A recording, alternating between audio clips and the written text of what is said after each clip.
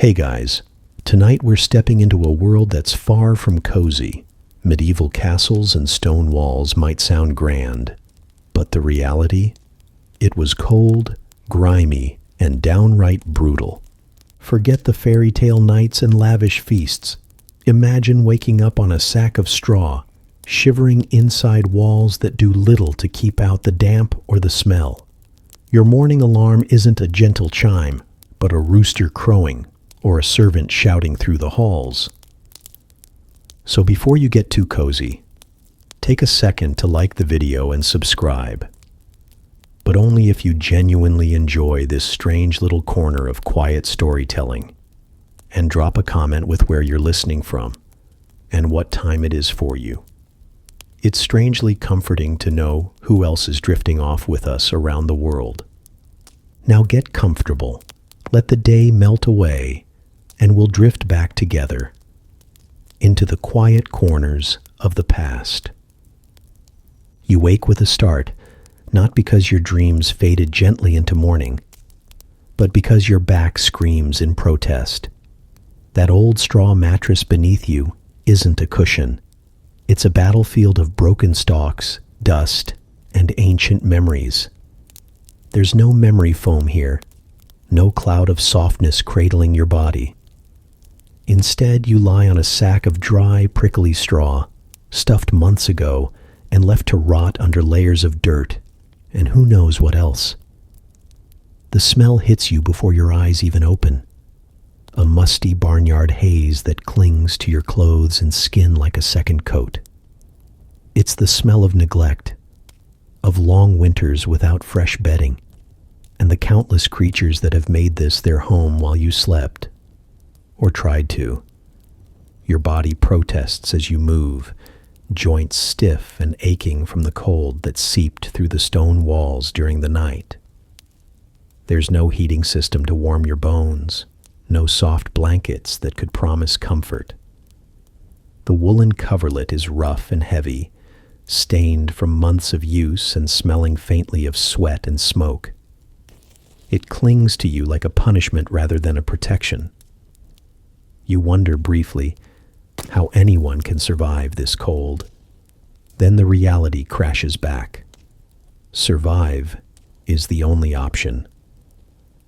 The silence shatters abruptly, not with birdsong or the gentle stirrings of dawn, but with a shrill human yell echoing through the stone corridors. It's the castle's alarm clock, and it's terrible. Somewhere in the gloom, a servant tramps tirelessly from chamber to chamber, voice cracking with exhaustion and impatience, shouting whatever the medieval equivalent of wakey wakey is. His cries pierce the stillness, bouncing off the cold stone walls, stirring more irritation than motivation. No one likes this job, no one. But someone must drag the castle's occupants from their fitful slumbers into the cruel light of day. The rooster might crow too, somewhere beyond the thick walls, but it's drowned out by the human clamor. There are no gentle alarms, no cozy clocks here, only the relentless clang of bells or the barked commands of servants trying desperately to herd noblemen, soldiers, and common folk alike into waking. You curse the human alarm clock as you pull yourself upright, muscles stiff and protesting every inch of movement.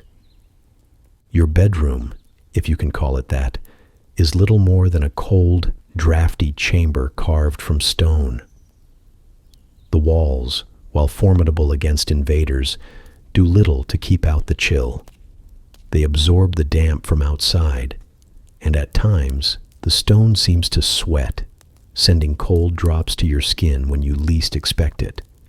There's no insulation, no double-glazed windows, no heater humming softly in the background. Just thick slabs of stone and narrow arrow slits barely admitting any sunlight, making the room perpetually dim. Your clothing from yesterday clings to your skin, damp and scratchy, not because you've been lazy, but because there's no other choice. Washing is a luxury, and drying is an exercise in futility when the air is so cold and thick with dampness.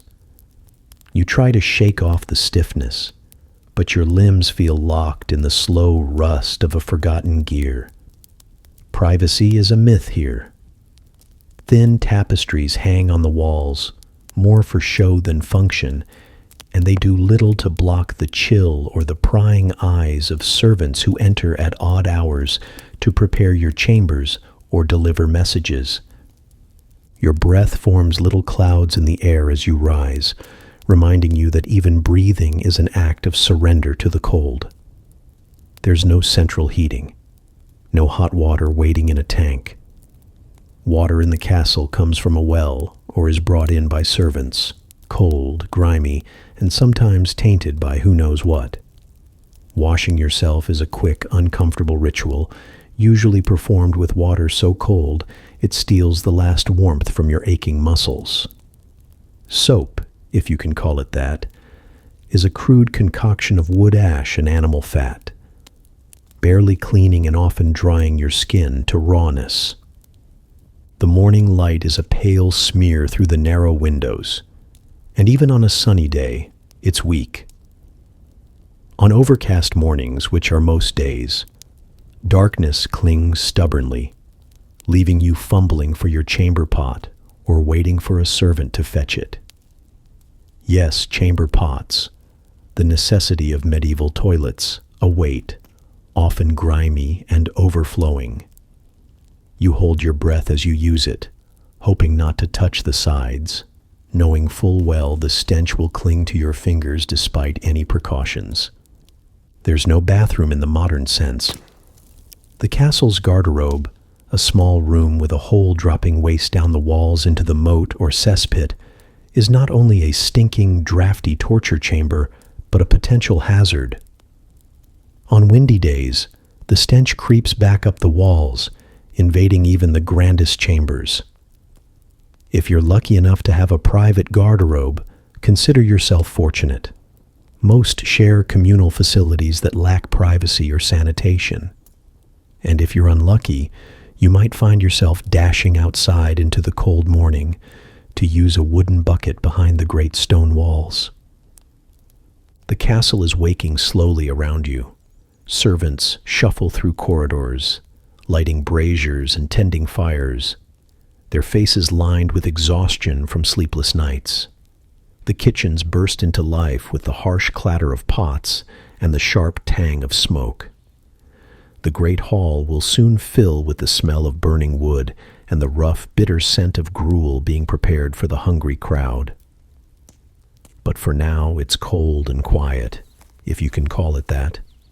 Just the settling echoes of footsteps and distant voices.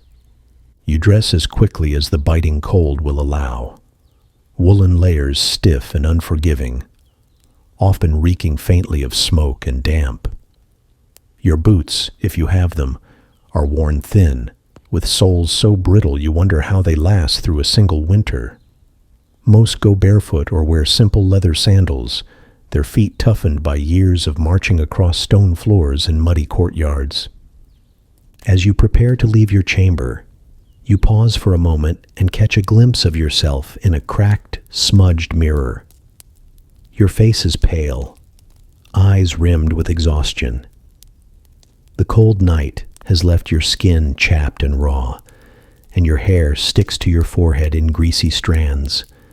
You want to curse this life, this stone prison of a castle, this daily ritual of discomfort and endurance. But there's no time. The day is waiting, relentless and unforgiving. Outside your door, the castle is already stirring with purpose and tension.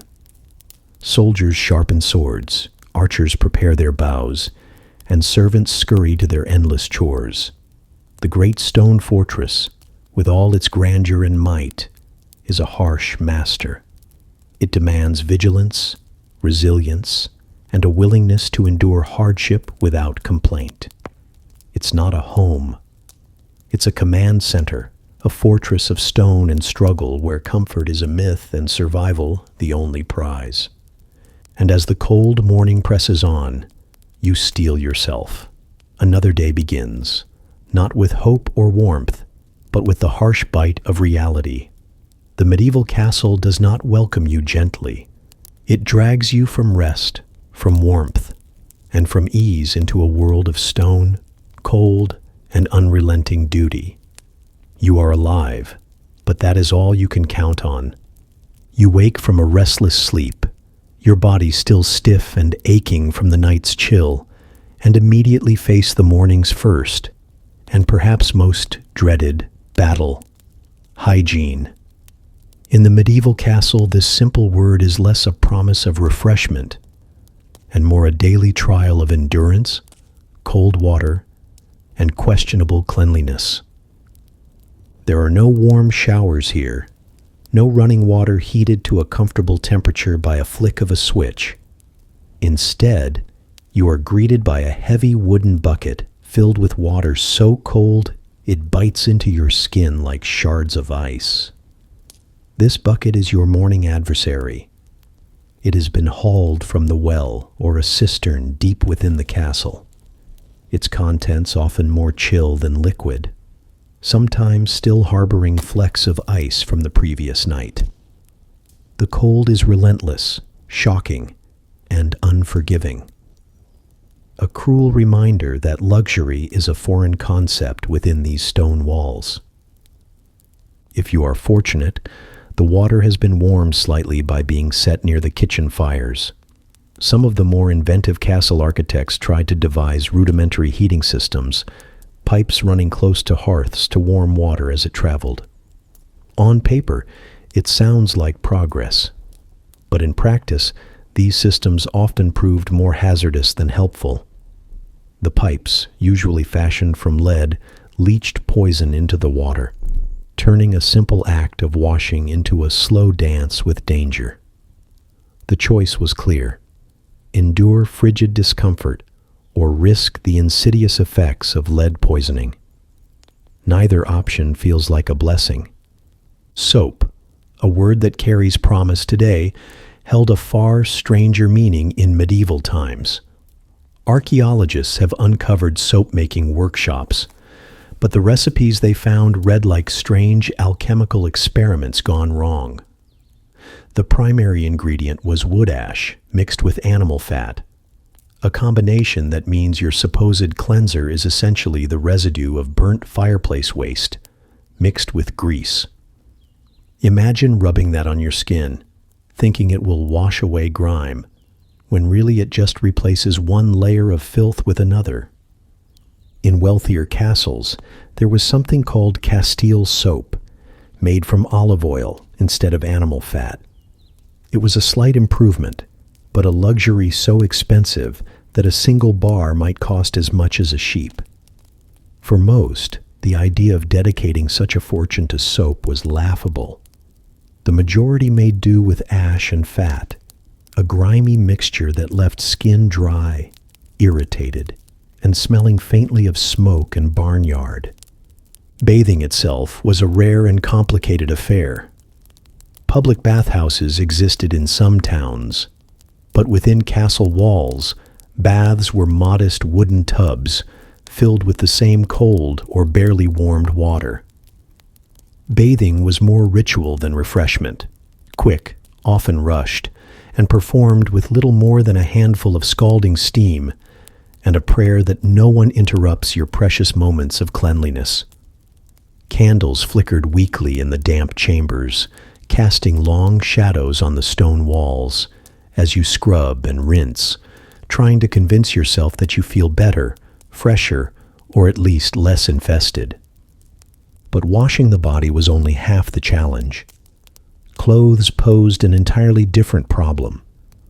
Wool and linen tunics, shifts, and cloaks were worn for weeks, sometimes months, without washing. When they were cleaned, it was an arduous process. Water had to be fetched in heavy buckets from the well or stream, then heated over a fire. No easy feat in a drafty stone castle where fuel was scarce and precious. Clothes were scrubbed by hand, often on wooden boards with a mix of ash and water as a detergent, then hung to dry in the unpredictable medieval weather. A sunny day was a rare gift. More often, garments hung damp and heavy, smelling of mildew and smoke. Washing clothes was not just time-consuming but risky. Wet fabrics in cold air led to chills and illness, and the rough washing methods often tore or weakened already fragile clothing. For most, the solution was simply to wear the same set of clothes again, hoping the grime and scent would fade enough to go unnoticed. The castle's lack of hygiene extended beyond the human body and clothing. The same water used for washing was often the water used for drinking and cooking. Wells and cisterns were vulnerable to contamination by runoff, waste, and sometimes even the castle's own toilets, which emptied waste directly down the walls and into surrounding moats or pits. Clean water was a constant concern and a gamble with your health. The concept of personal cleanliness was very different in this era. Frequent bathing was not just a challenge, it was discouraged. Medical and religious beliefs held that water opened the pores and allowed disease to enter the body. Dirt, grime, and the protective layers of sweat were seen as barriers to illness. Bathing too often could strip away these natural defenses and invite sickness. So the medieval mindset favored restraint, not indulgence. This belief, combined with the harsh realities of cold water and primitive soap, meant that many went days or even weeks without a proper wash. Smell, dirt, and lice were part of life, and no amount of scrubbing could completely rid a person of these unwelcome companions. Fleas, lice, and other parasites thrived in the cramped, often unsanitary quarters of the castle, biting relentlessly and spreading disease. It was a constant, itchy battle fought silently beneath layers of clothing and straw mattresses. Despite all these hardships, some medieval castle residents did seek cleanliness where they could. Those with means might enjoy infrequent hot baths, using perfumed oils and herbs to mask the inevitable odors. But for the majority, the battle was one of survival, endurance, and managing expectations. Cleanliness was not about comfort or vanity. It was about doing what was possible in a world without plumbing, hygiene science, or modern sanitation. As you finish your cold wash, the water dripping from your skin chills you instantly. The castle's stone floor beneath your feet feels like ice, and you shiver, wrapping yourself in the only cloak or tunic you have. Your hair is still damp, clinging to your scalp and neck, and you know that within minutes it will freeze or become stiff with dirt again. The morning hygiene ritual, far from a moment of peace, is a sharp reminder of the castle's brutal reality. It sets the tone for a day where comfort is scarce and hardship constant. The bucket of icy water and the coarse soap are symbols of a life shaped by scarcity, danger, and the relentless demands of survival. You might wonder how anyone could endure such conditions day after day. But endure they did, because there was no alternative. Medieval castle life was a series of compromises and sacrifices, with hygiene being one of the most unforgiving. The cold buckets, the primitive soaps, and the ever-present threat of disease were just the beginning of the struggle that each new day would bring. And so you prepare to face the rest of the morning, wrapped in damp clothes, still smelling faintly of ash and fat, shivering against the stone walls. The battle of hygiene is over for now, but its memory lingers, icy, stubborn, and impossible to forget. Morning breaks, and with it comes a fresh dose of medieval reality, the castle bathroom. Forget everything you think you know about hygiene and privacy. In these stone fortresses, relieving yourself is an event that challenges dignity, endurance, and your sense of smell. Let's start with the chamber pot, your closest companion for the day and often the night. This humble vessel, usually a simple ceramic or metal bowl, sits under your bed or tucked in a dark corner. When nature calls, and it often does, you do your business there. But then comes the tricky part, emptying it, because castles don't have modern plumbing. Instead, the contents of chamber pots are unceremoniously dumped out the nearest window. Imagine that, you, standing in your cramped quarters, lifting your pot and tossing its contents into the air, hoping you don't hit anyone below. That hope, however, is more wishful thinking than reality. Castle life was noisy, chaotic, and crowded, and the streets or courtyards below were almost always populated by people going about their morning routines. To avoid turning unsuspecting passers-by into unwilling recipients of human waste, medieval towns and castles developed a system. A loud shout before dumping, a warning cry to alert those below. The phrase, "Gardaloo" or "Gardalo," roughly, "watch out below," was the medieval equivalent of "heads up." This warning was not just polite. In many towns, it was legally required. Laws were enacted to mandate shouting before emptying chamber pots, a primitive form of public safety regulation born out of necessity. Failure to yell, "Gardaloo," could earn you a fine or worse, public scorn. The chamber pot ritual, however, was just one aspect of castle sanitation. More affluent residents might have had access to a guardrobe, the medieval toilet system tucked into a small room built into the outer walls of the castle. These guardrobes were simple holes, often just narrow slits in the stone wall, positioned over a moat, ditch, or cesspit below. When you sat on this medieval throne, you literally dropped your waist down the castle walls into the moat or moat-like ditches. Far from a sanitary solution, this practice turned the moat into a foul, bubbling stew of human waste, animal droppings, and whatever else found its way there. What's worse, those very guardrobes could become strategic liabilities.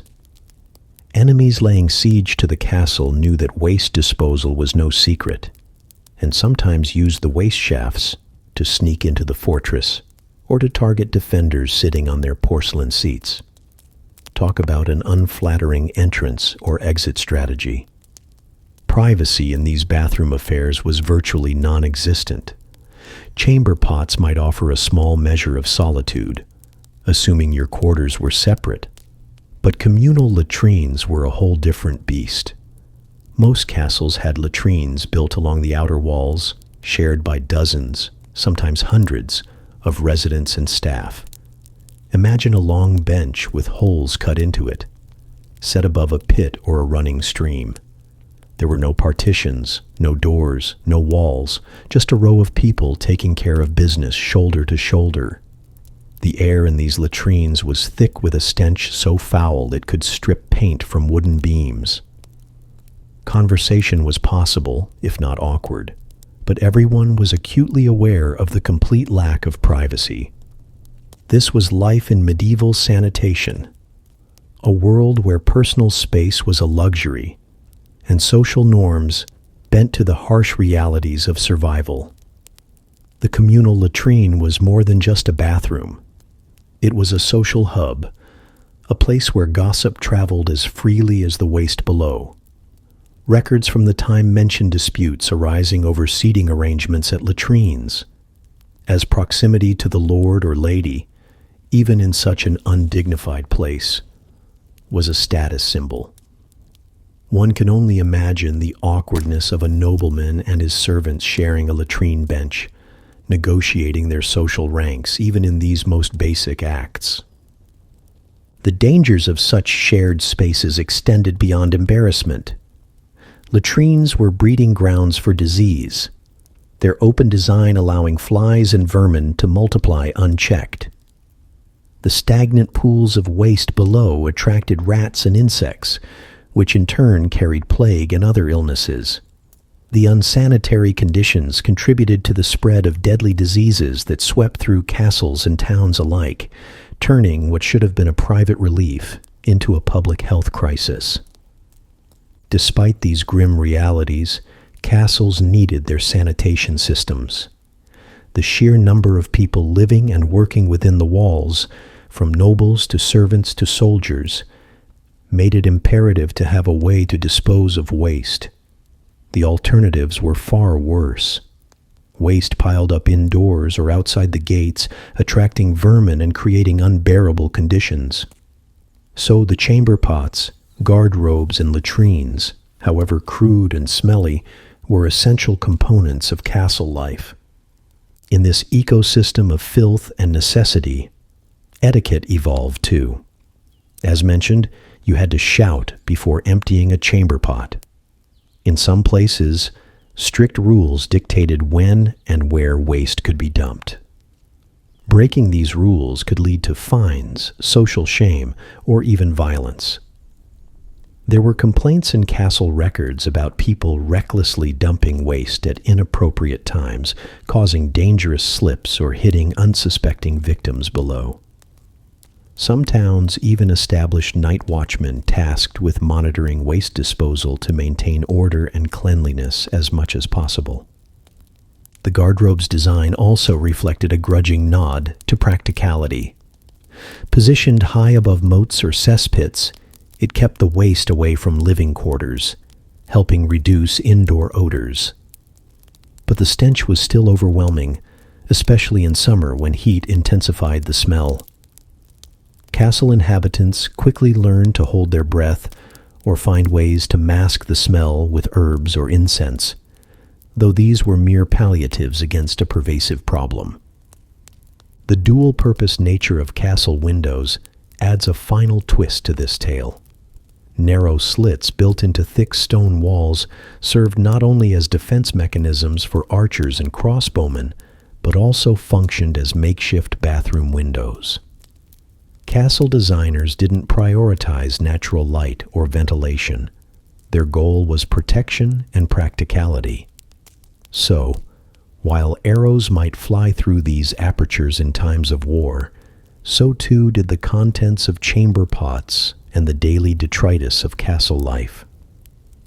To modernize, the idea of tossing waste from windows onto the streets or into moats is shocking and unsanitary, but for medieval castle residents, it was simply reality. The phrase, "watch out below," was not a joke or metaphor, but a vital warning, a daily call to survival in a world without toilets, sewers, or privacy. So, as you imagine the dawn chorus of castle life, the shouts, the clanging armor, the creaking doors, don't forget the less glamorous sounds and smells. The splash of chamber pots emptied too late, the murmur of voices over latrine benches, and the ever-present call of Guardaloo echoing through stone corridors.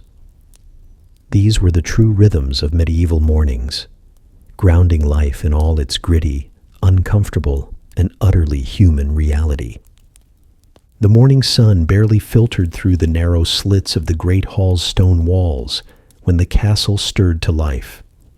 The sharp clang of the kitchen bell echoed faintly, signaling the start of the day's most anticipated yet simultaneously dreaded event, breakfast. But unlike the comforting aromas and endless options you might expect in a modern home, the medieval castle's breakfast was a grueling lesson in hierarchy, survival, and culinary compromise. At the head of the great hall, where the heavy wooden table bore the scars of countless feasts and frowns, the lord and his family prepared to take their seats. Their arrival was met with hushed reverence, a silent acknowledgement that the morning meal was more than just nourishment. It was a reminder of rank and privilege. While the lord's plate would soon be heaped with freshly baked bread, roasted meats, and the rarest of fruits, the rest of the castle's inhabitants faced a far humbler spread. For the lower ranks, servants, guards, and laborers, breakfast meant pottage. This thick, gloopy stew was made from whatever vegetables and grains could be scrounged from the larder.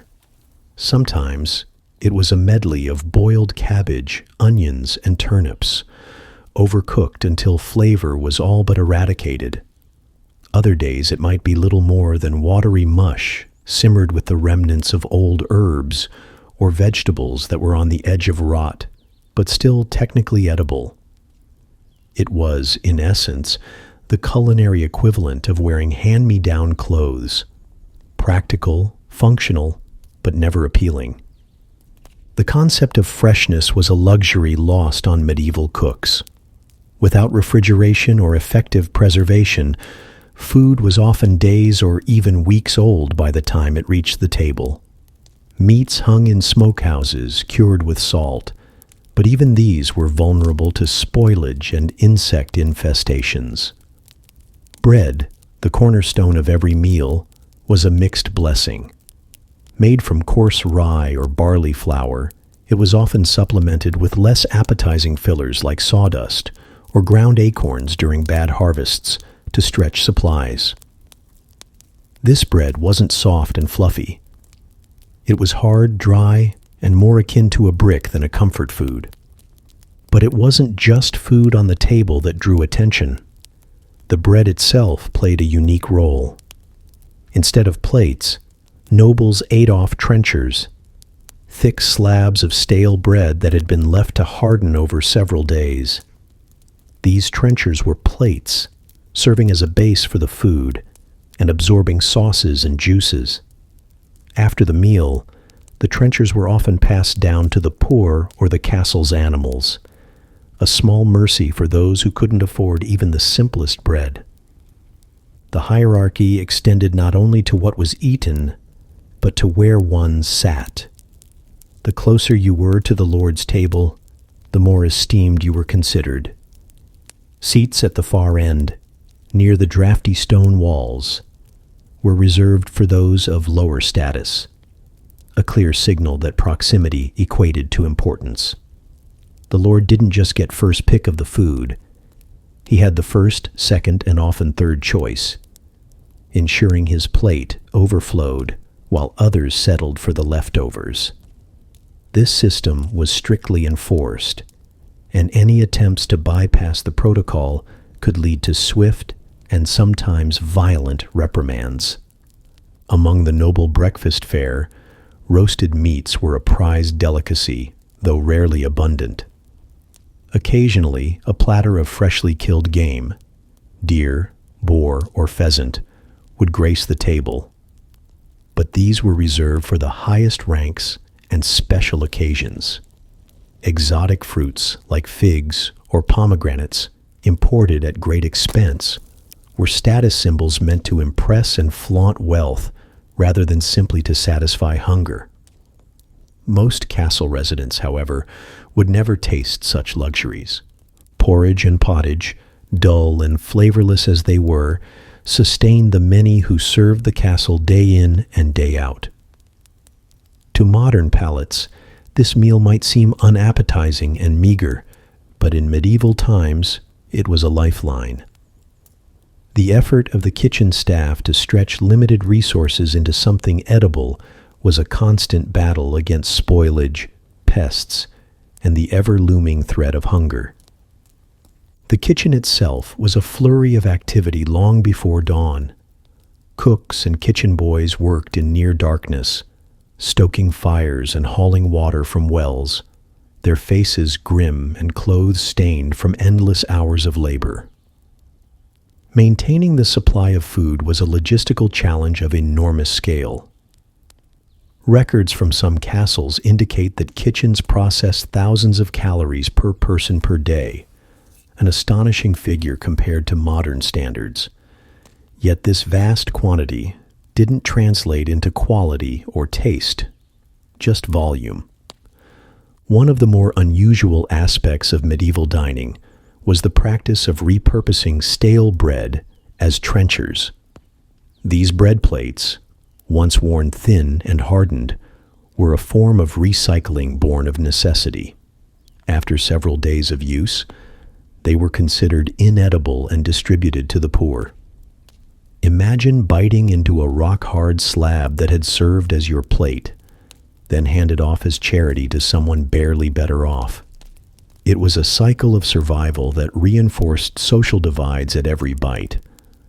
In terms of beverages, water was seldom trusted.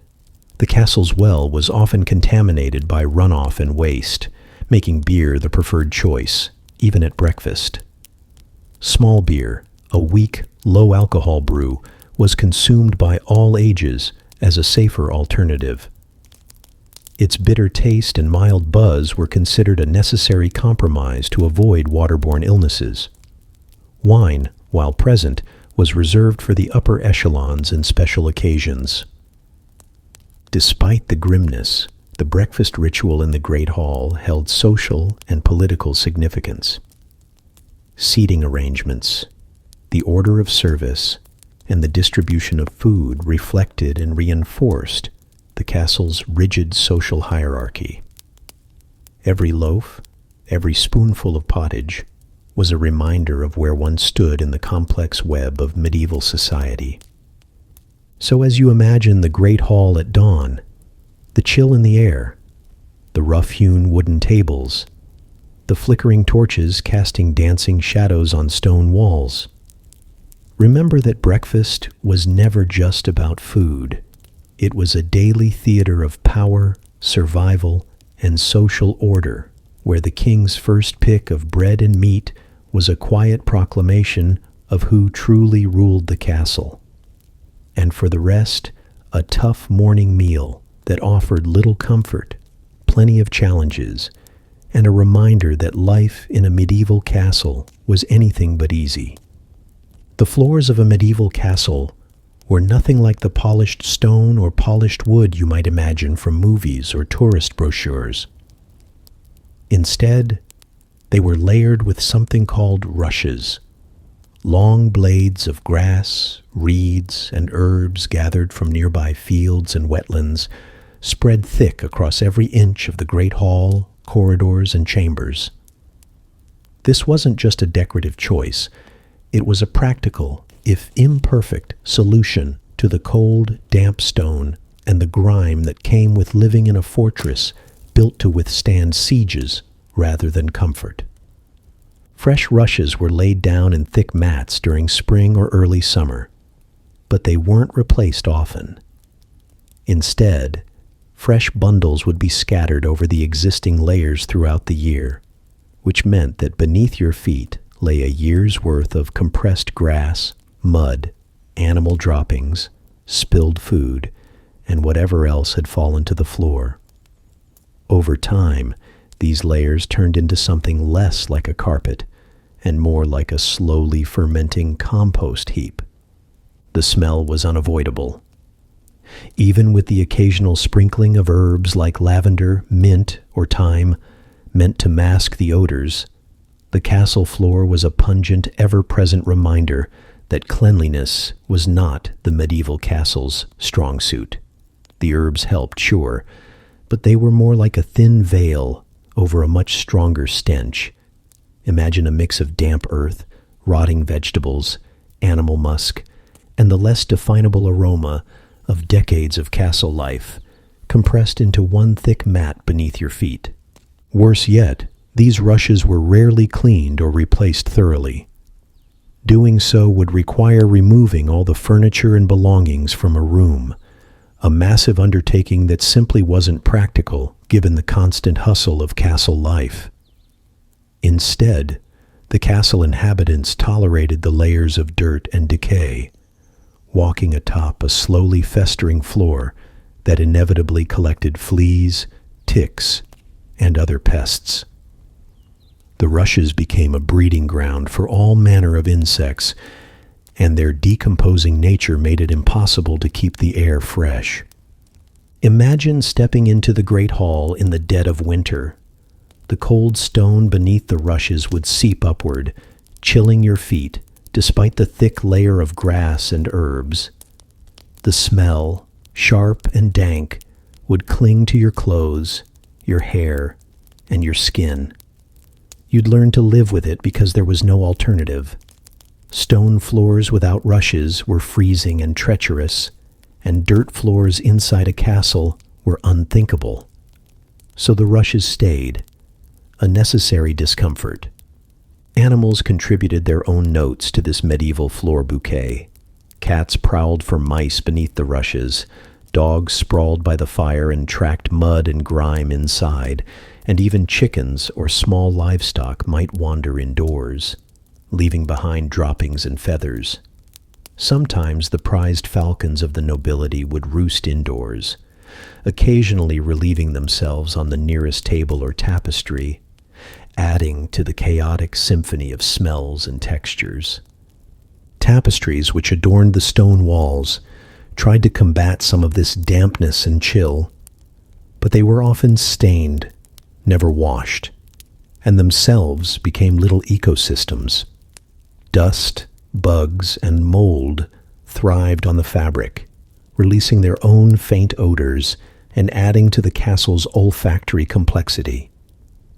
But the rushes on the floor were the real star of this grim show, holding the history of every spilled drink, dropped morsel, and tracked in mud from countless feet and paws. Stepping onto these rushes was a gamble. You never quite knew if the patch underfoot was still fresh or had begun to rot.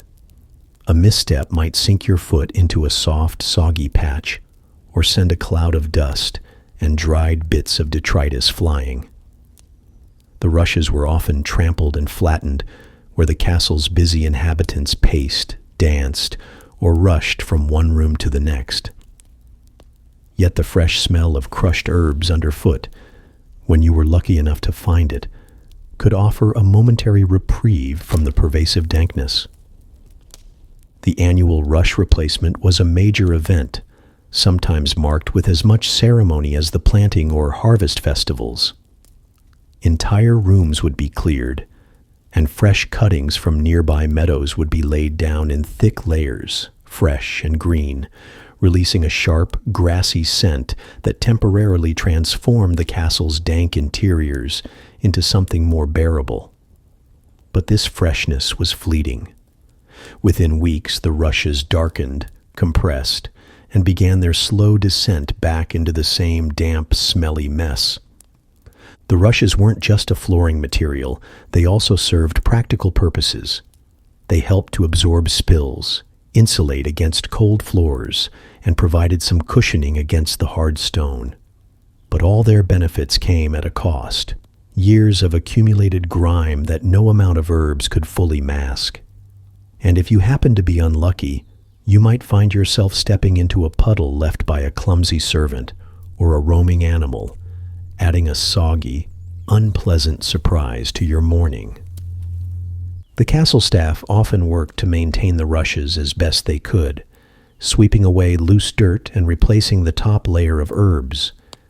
But the deeper layers were impossible to clean without a full overhaul.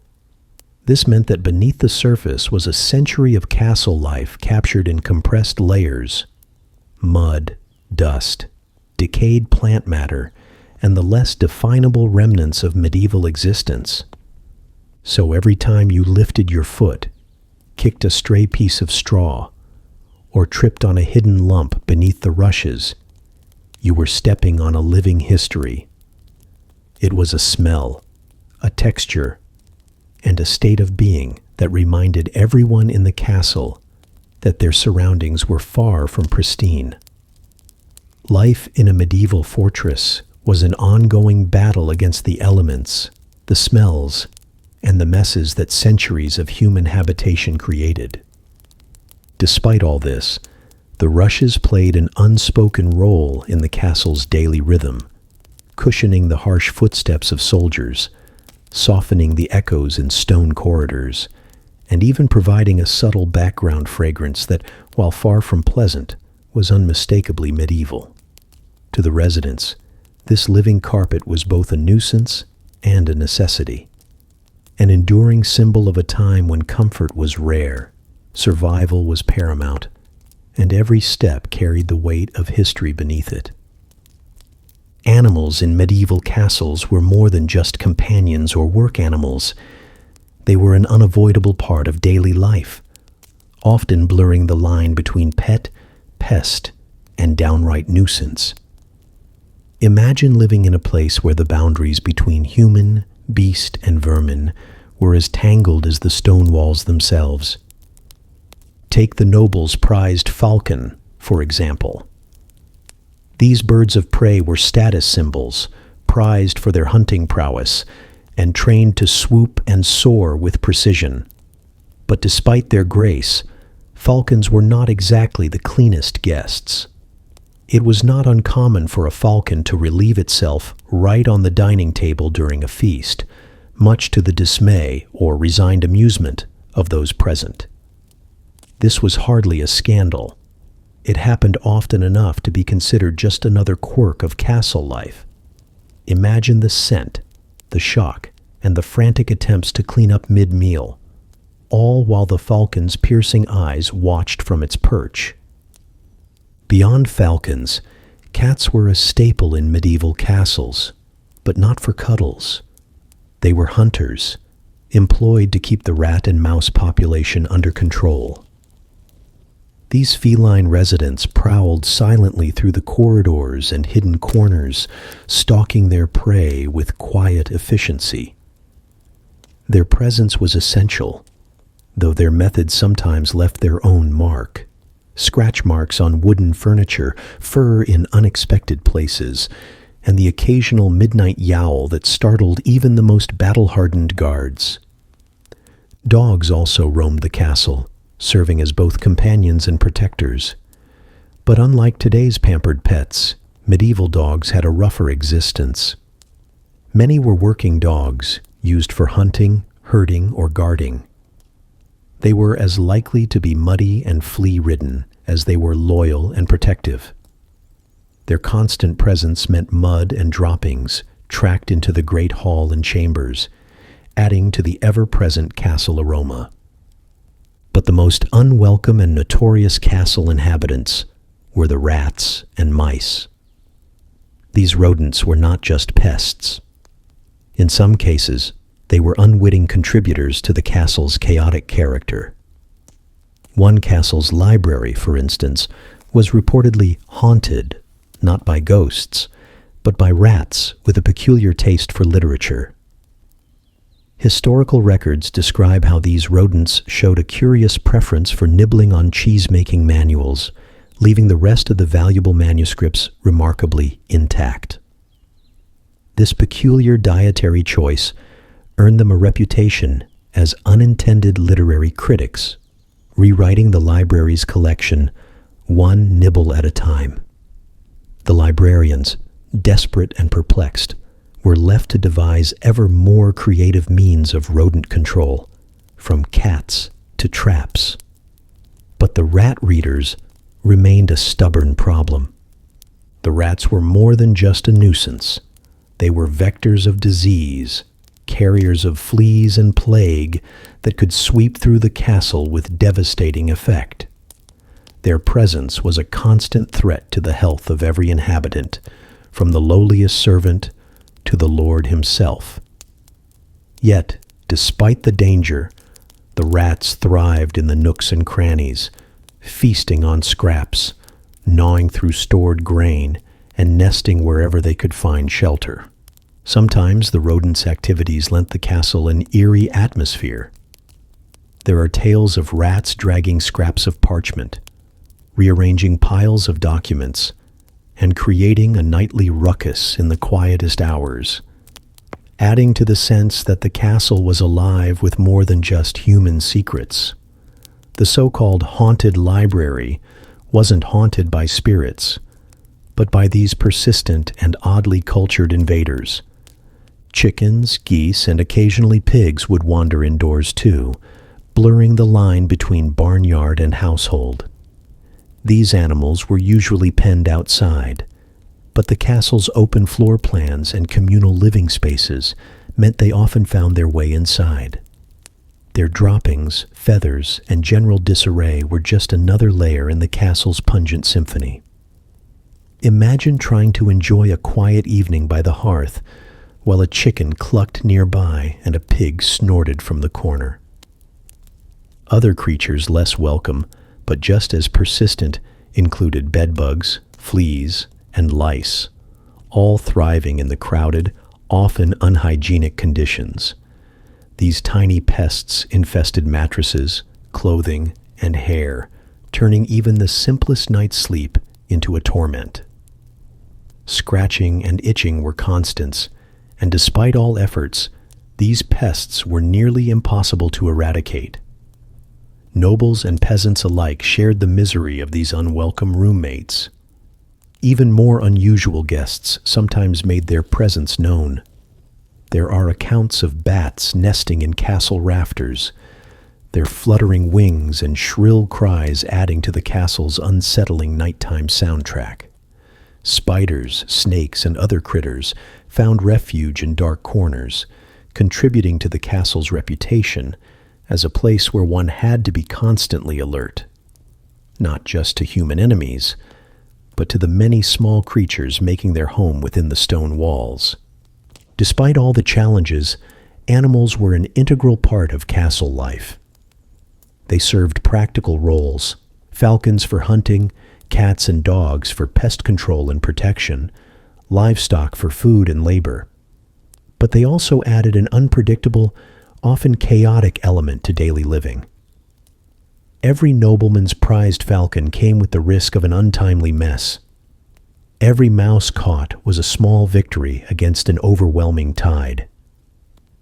This uneasy coexistence shaped the rhythms of the castle. Morning might begin with the crowing of roosters, but it also included sweeping away the night's animal tracks and cleaning up the inevitable mess left behind. Feasts and celebrations were punctuated by the occasional squawk or bark, reminding everyone that even in the grandest halls, the wildness of nature was never far away. In the end, the animals of the castle were more than just pets or pests. They were characters in the daily drama of medieval life. Their presence brought unpredictability, mess, and sometimes danger, but also companionship and purpose. From the falcon's regal flights to the rat's literary escapades, the castle was a living ecosystem, vibrant and unrefined, a place where humans and animals coexisted in a messy, complicated, and unforgettable dance. Medieval castle walls were never the pristine, polished stonework you see in movies. Instead, they were living, breathing structures, sometimes literally, because the dampness that seeped through those thick stone barriers created an entire ecosystem of its own. Imagine walls so soaked with moisture that they sweat like a human in the middle of a summer joust. This wasn't just unpleasant. It was a serious problem that affected everything inside the castle, from the health of its inhabitants to the very air they breathed. Stone was chosen for its strength and defense capabilities. Thick and unyielding, these walls were built to repel invaders, withstand sieges, and stand for centuries. But stone doesn't breathe in the way wood or plaster might, and in damp climates, like much of medieval Europe, the stone absorbed moisture from the outside air. Rain seeped into cracks, condensation gathered on surfaces, and without modern insulation or heating systems, that moisture had nowhere to go but inside. This meant the interiors were often cold, clammy, and perpetually damp.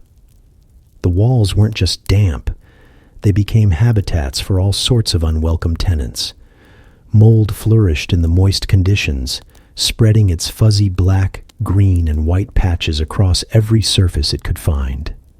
The smell was unmistakable, a dank, musty odor that clung to the stone and lingered in the air, mixing with the smoke from the hearths and the less than pleasant scents from daily castle life. Mold wasn't just a nuisance, it was a health hazard. Respiratory issues, chronic coughs, and a general feeling of malaise plagued many castle residents. yet there was little understanding or remedy available. To combat the cold, damp stone, medieval castle dwellers turned to a surprisingly stylish and practical solution: tapestries. These massive woven artworks weren't just decorative splashes of color meant to impress visiting dignitaries. They served an essential function. Hanging heavy tapestries along the walls created a barrier between the cold stone and the interior air, trapping some of the chill and reducing drafts. They helped keep rooms warmer, or at least less icy, in a time before radiators and central heating. But tapestries came with their own set of problems. They were expensive and time-consuming to produce, requiring skilled weavers and high-quality materials like wool and silk. Nobles would commission tapestries that depicted heroic battles, religious scenes, or mythological stories, both as status symbols and as a way to narrate their family's legacy. These textiles added a richness and grandeur to otherwise stark castle rooms. Over time, however, the tapestries themselves became little ecosystems. They trapped dust, soot, and the ever-present moisture, turning into breeding grounds for mold, moths, and all manner of insects. Once vibrant and colorful, many tapestries gradually faded, frayed, and became homes for bugs and rodents. Cleaning them was difficult. Washing meant risking damage, and exposure to smoke and soot from fires only worsened their condition. So they became part of the castle's natural patina, their beauty overshadowed by decay and infestation. The presence of mold and damp also affected the castle's wooden furnishings, floorboards, and ceilings. Wood warped and rotted, creating creaking noises that echoed through the halls at night. Paintings and decorative carvings suffered from moisture damage, flaking and peeling away to reveal the bare materials beneath. Even metal fixtures rusted more quickly, forcing the blacksmiths to work overtime just to keep doors, hinges, and locks functional. In some of the wealthier castles, attempts were made to reduce the effects of dampness, but the technology and knowledge simply weren't there yet. Chimneys and hearths helped a bit by circulating warm air, but fireplaces could only do so much against the penetrating chill. Some castles experimented with placing rushes or straw beneath floorboards or layering walls with plaster, but these were imperfect solutions at best. The smell inside the castle was a complex blend. The dampness and mold mingled with the scent of burning wood and animal hides, the musk of unwashed bodies, and the lingering odors of food and waste. For the medieval nose, this was normal, home even, but by modern standards, it would have been overpowering. Visitors might wrinkle their noses and try to mask the scent with strong perfumes or herbal sachets, but the castle's aroma was as much a part of its character as the towering battlements. Castle life was a constant negotiation with these elemental realities. Every effort to make the stone walls bearable was a temporary fix, a battle against an invisible and relentless foe. The tapestries, despite their drawbacks, represented a blend of necessity and artistry, a way to humanize a cold fortress and provide a semblance of warmth and comfort amidst the raw stone. Living in a castle meant accepting that mold and damp would be your constant companions. Your clothing might cling to you from the moisture in the air. Your breath might fog in the cold rooms. Your skin might itch from the pervasive mold spores.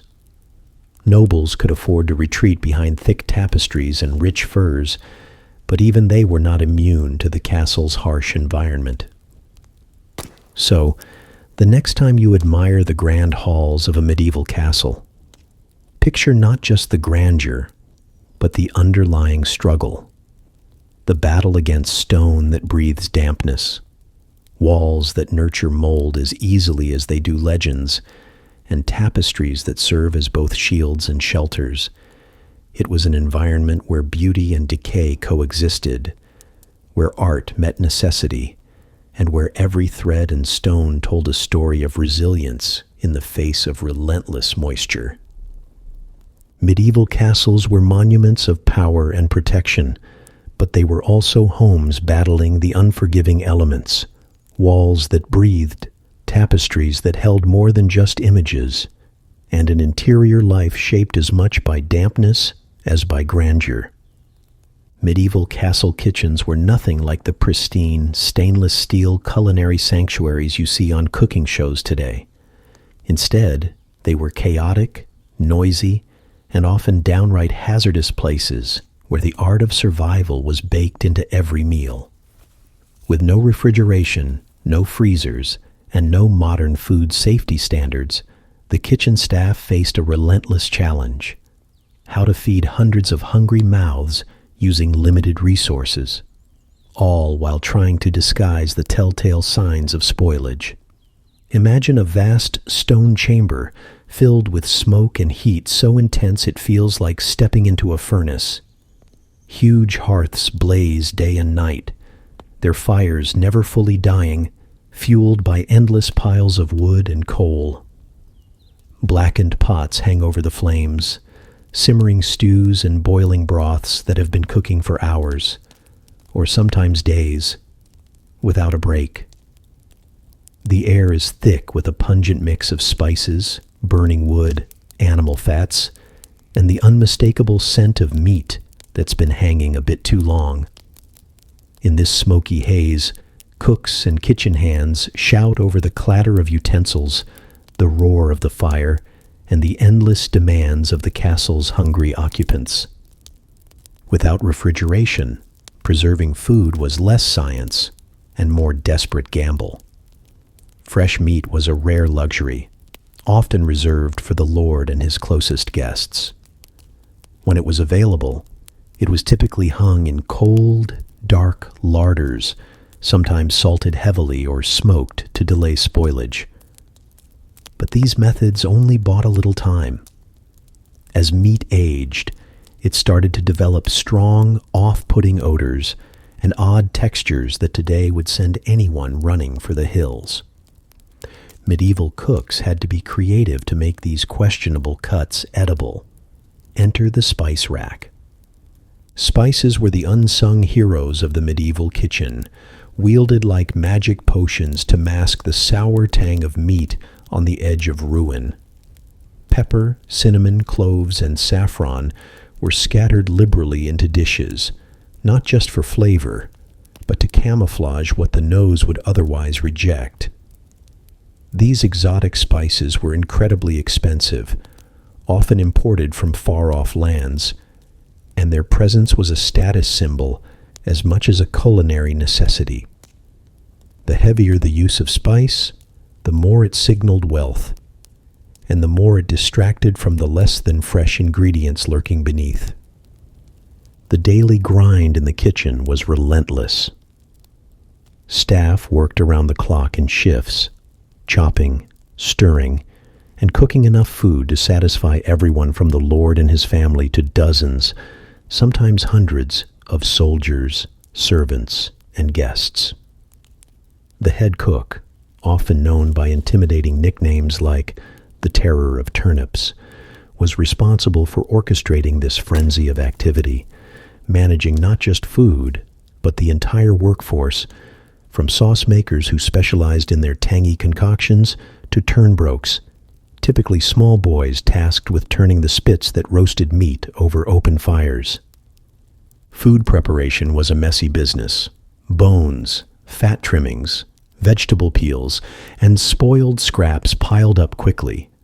There were no trash bins or modern waste disposal systems to contain the mess. Instead, castle kitchens had a tradition that might horrify today's health inspectors. Anything unwanted was tossed directly out the kitchen windows. This practice created what one medieval writer delicately called the castle's own personal mountain of interesting aromas below the battlements. Down on the castle grounds, These heaps of kitchen waste attracted all kinds of unwelcome visitors, rats, stray dogs, and various scavengers drawn to the smell. This wasn't just unpleasant, it was dangerous. The accumulation of rotting food waste created breeding grounds for disease-carrying pests and contributed to the overall unsanitary conditions inside and outside the castle walls.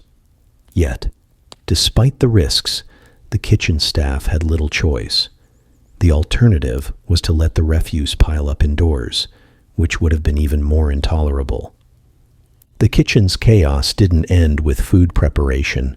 Cooking in massive quantities over open flames required constant vigilance to avoid disaster. Spills and grease fires were frequent, and the risk of burns or scalds was ever present.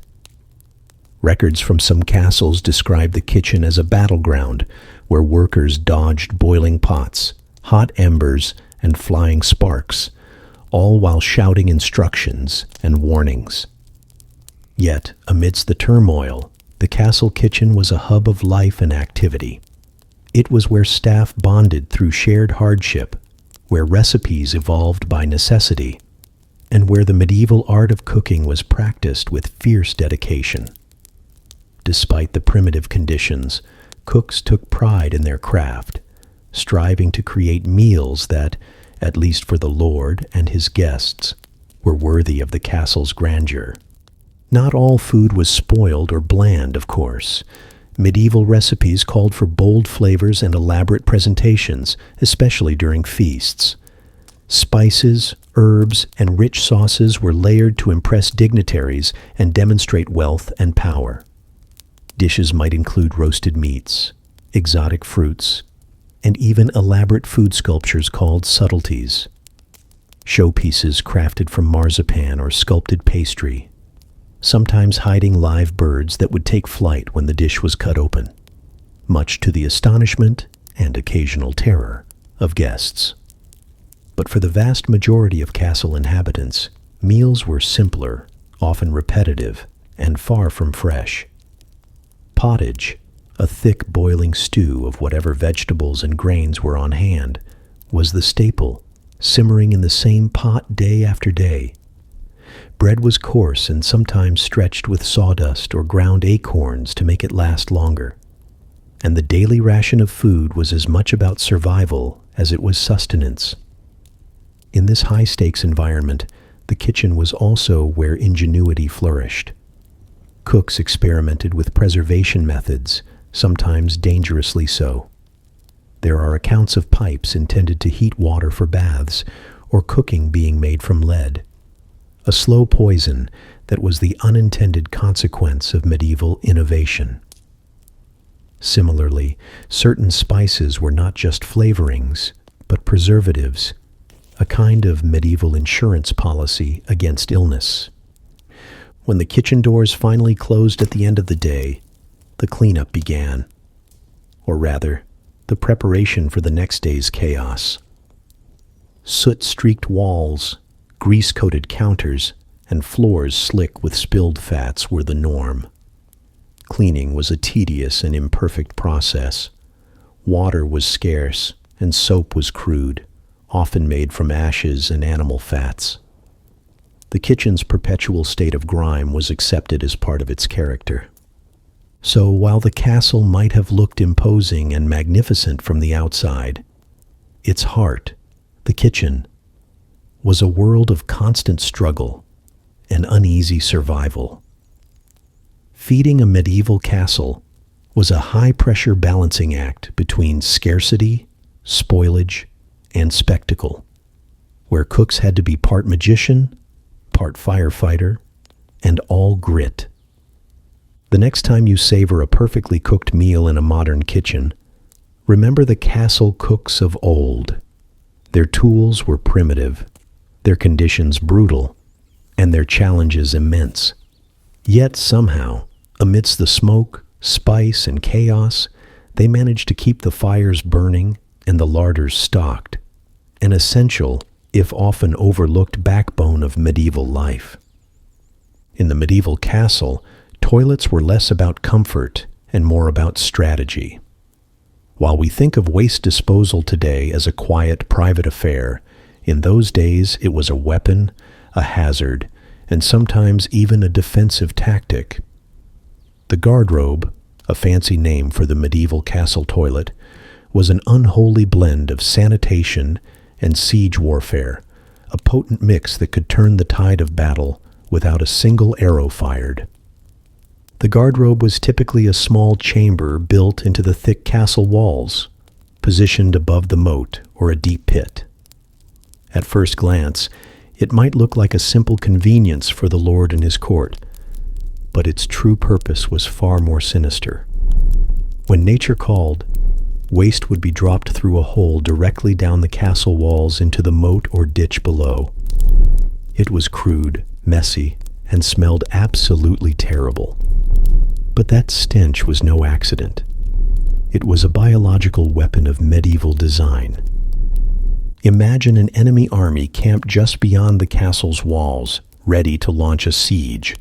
They'd be faced not only with archers, boiling oil, and murder holes raining down rocks, but also with a stench so overwhelming it could send them fleeing. Chroniclers from the period described the unbearable smell of these garderobes as a powerful deterrent. Attackers often found themselves overwhelmed by the foul odors wafting from the castle walls, so much so that some abandoned their sieges entirely. This wasn't just unpleasant, it was an early form of biological warfare, wielded by castle defenders in a way that modern generals might admire. The smell wasn't just an unpleasant side effect, it was carefully cultivated. Residents of the castle knew their waste contributed to the fortress's defense, and in a grim sort of pride, they accepted the role they played in this olfactory onslaught.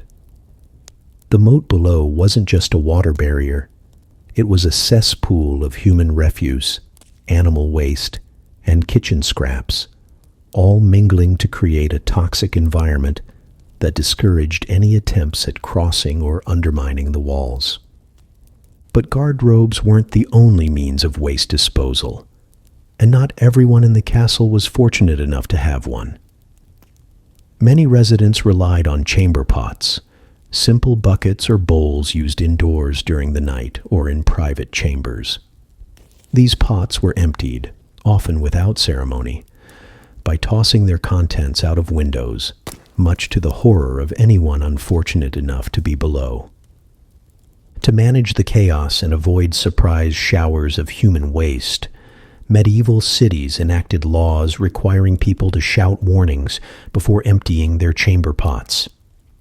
"Gardyloo," or "Watch out below," became common cries echoing through narrow streets, a public service announcement in a world without sewage systems. Despite the warnings, accidents were frequent, and the streets of medieval towns were infamous open sewers, rivers of filth flowing alongside pedestrians and livestock.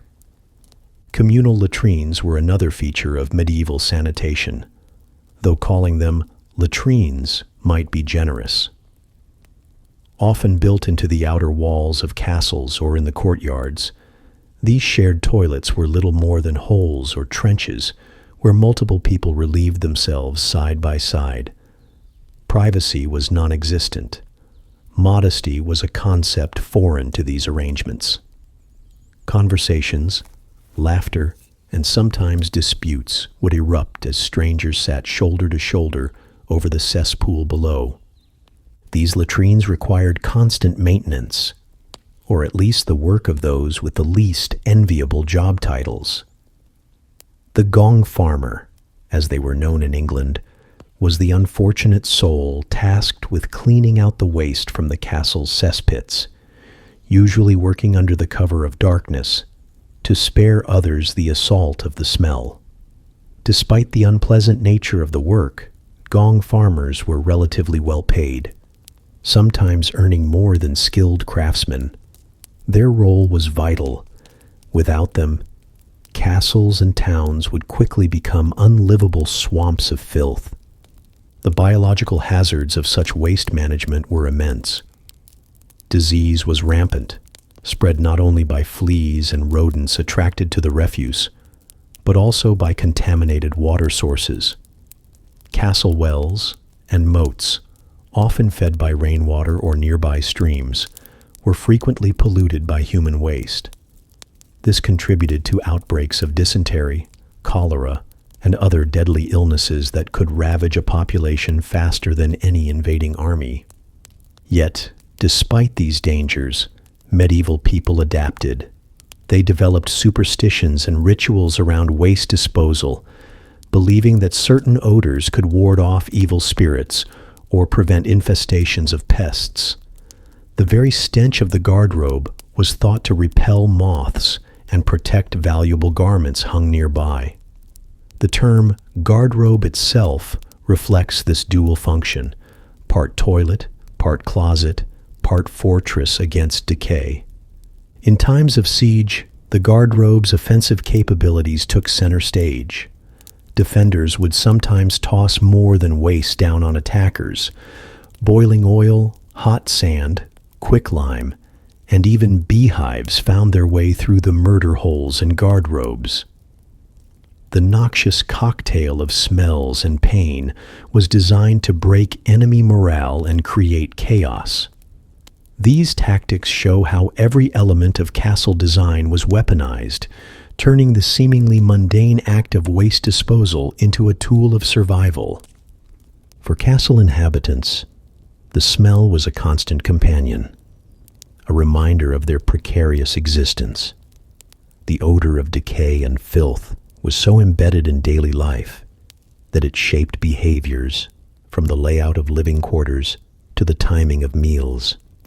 Visitors might be warned of the castle's perfume, a blend of human waste, animal musk, and smoky hearth fire that clung to tapestries, stone walls, and even clothing. Despite the hardships, there was a practical side to this stench-filled defense. In an age before chemical warfare and modern artillery, anything that could discourage an attacker was valuable. The garderobe's pungent legacy is a testament to medieval ingenuity, turning the unpleasant into a weapon. So next time you think about medieval castles as majestic stone fortresses, remember the garderobe lurking in the walls, the foul-smelling biological barricade that repelled armies and defended kingdoms. It was brutal, smelly, and far from glamorous, but it was as much a part of castle life and defense as knights in armor and archers' bows. The battle for survival wasn't just fought on the battlements or in the great halls. It was waged daily in the stinking depths of the garderobe, where waste became warfare and the smell of victory was literally in the air. Medieval castles weren't just grand stone houses. They were fortresses built with one clear purpose: survival. When you lived in a castle, you weren't just defending your home.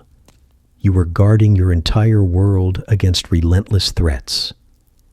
And the architects of these stone giants knew exactly what they were doing, crafting walls and defenses that could turn an enemy's attack into a nightmare.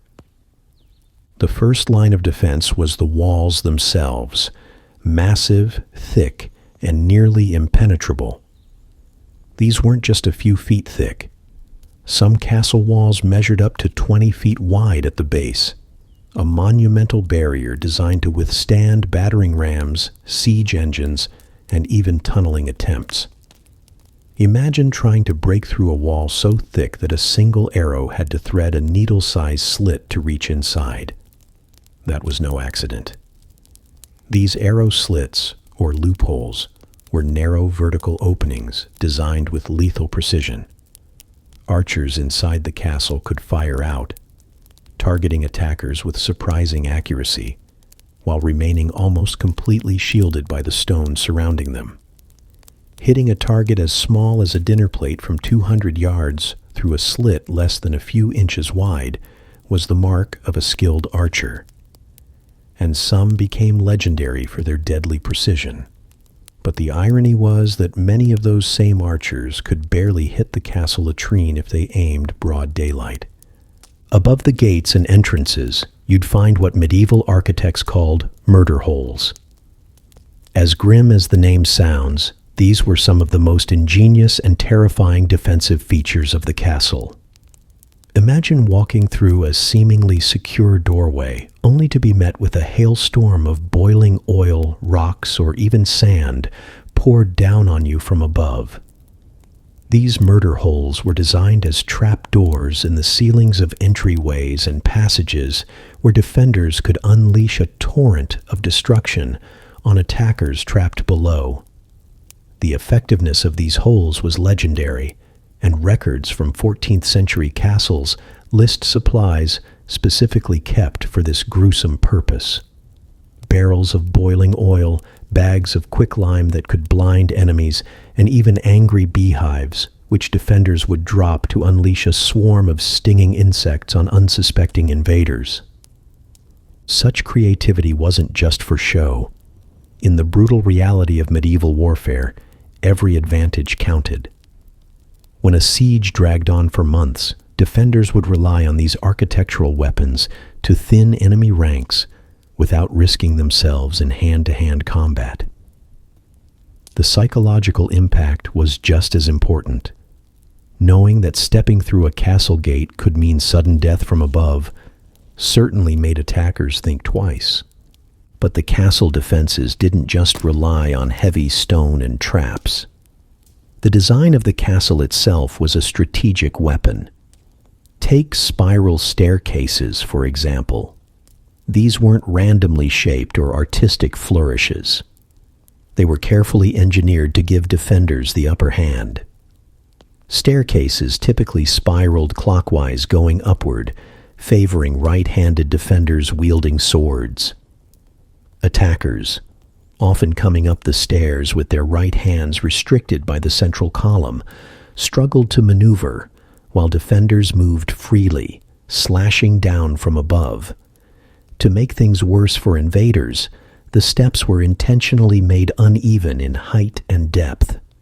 This subtle trick meant attackers unfamiliar with the stairs would stumble, trip, or lose balance, making them easy targets. One medieval chronicle even tells of an entire attacking force routed simply because they tumbled down the stairs like drunken geese. It was home field advantage built into the very bones of the castle.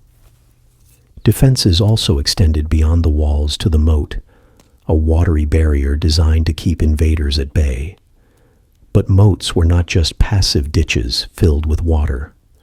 Some castles had ingenious systems to flood or drain their moats quickly, turning the ground around them from solid to liquid or vice versa within an hour.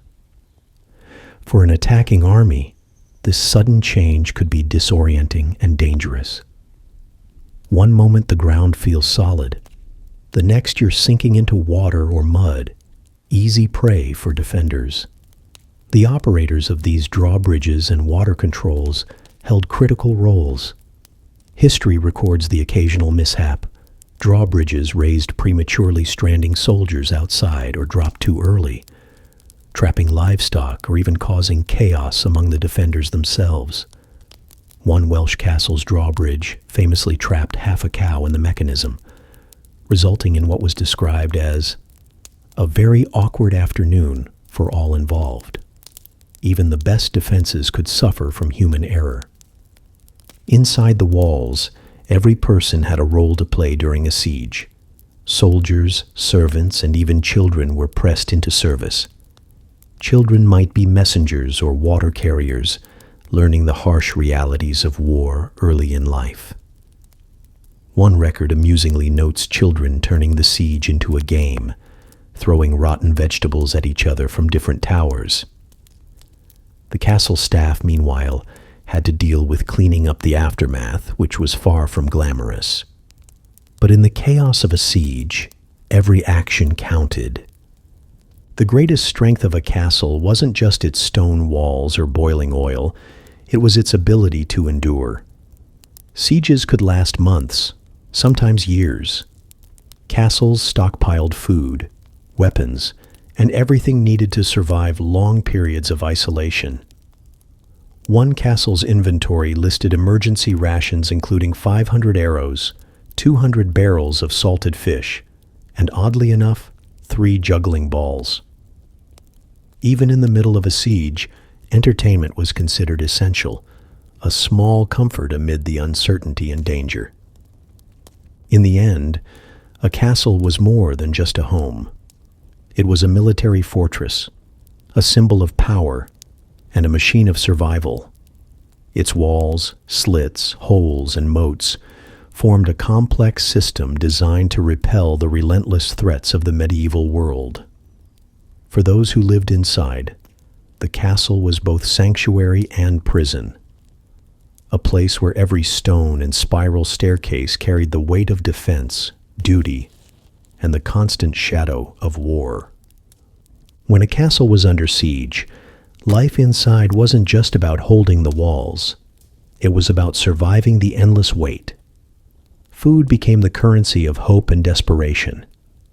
Castles had to be prepared to withstand months, sometimes years, of isolation. Stockpiling provisions wasn't a casual affair. It was a matter of life and death. Larders were packed to the brim with salted meats, dried fish, grains, and barrels of whatever could last the longest. Fresh food was a luxury long gone once the gates were sealed.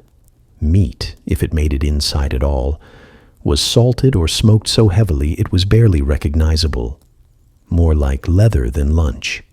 Vegetables were often root crops that stored well in cool, dark cellars. Bread was dense and stale, rationed carefully to stretch through the long months. Records from some castles paint a picture of meticulous inventory management. One fortress's stockpile included not only hundreds of barrels of salted fish and thousands of pounds of grain, but also, curiously, 3 juggling balls. It's an odd detail, but it tells a story about how people coped with siege life. When your world shrinks to stone walls and suspicion, and the future feels uncertain, keeping morale up becomes as important as maintaining the battlements. Entertainment in a medieval siege was far from glamorous. There were no concerts, no movies, just the clang of armor, the whispered prayers, and the constant tension. But humans have always found ways to distract themselves from fear and hunger. The juggling balls, likely used by the castle's entertainers or jesters, were a small but vital source of relief. A brief laugh, a moment of amazement at a skillful toss, a break from the harshness outside and the dread within. Jesters held a unique place during these times. More than just comedians, they were morale officers, their antics a shield against despair. Their jokes, songs, and tricks reminded everyone, from lord to servant, that life still held joy, even in the shadow of death. Laughter, rare and precious, became a weapon as powerful as the arrows defending the walls. Castle staff worked around the clock, juggling not just balls, but endless tasks: cooking, cleaning, repairing, tending the wounded, and preparing defenses. The kitchen was a chaotic hub, where the head cook orchestrated meals from meager supplies, trying desperately to create something nourishing out of salted fish, dried legumes, and whatever root vegetables remained. Food had to be rationed with military precision. One mistake could mean starvation. Water was another precious resource, often rationed and carefully stored. Wells inside the castle had to be guarded and maintained, because without water, even the strongest walls couldn't hold.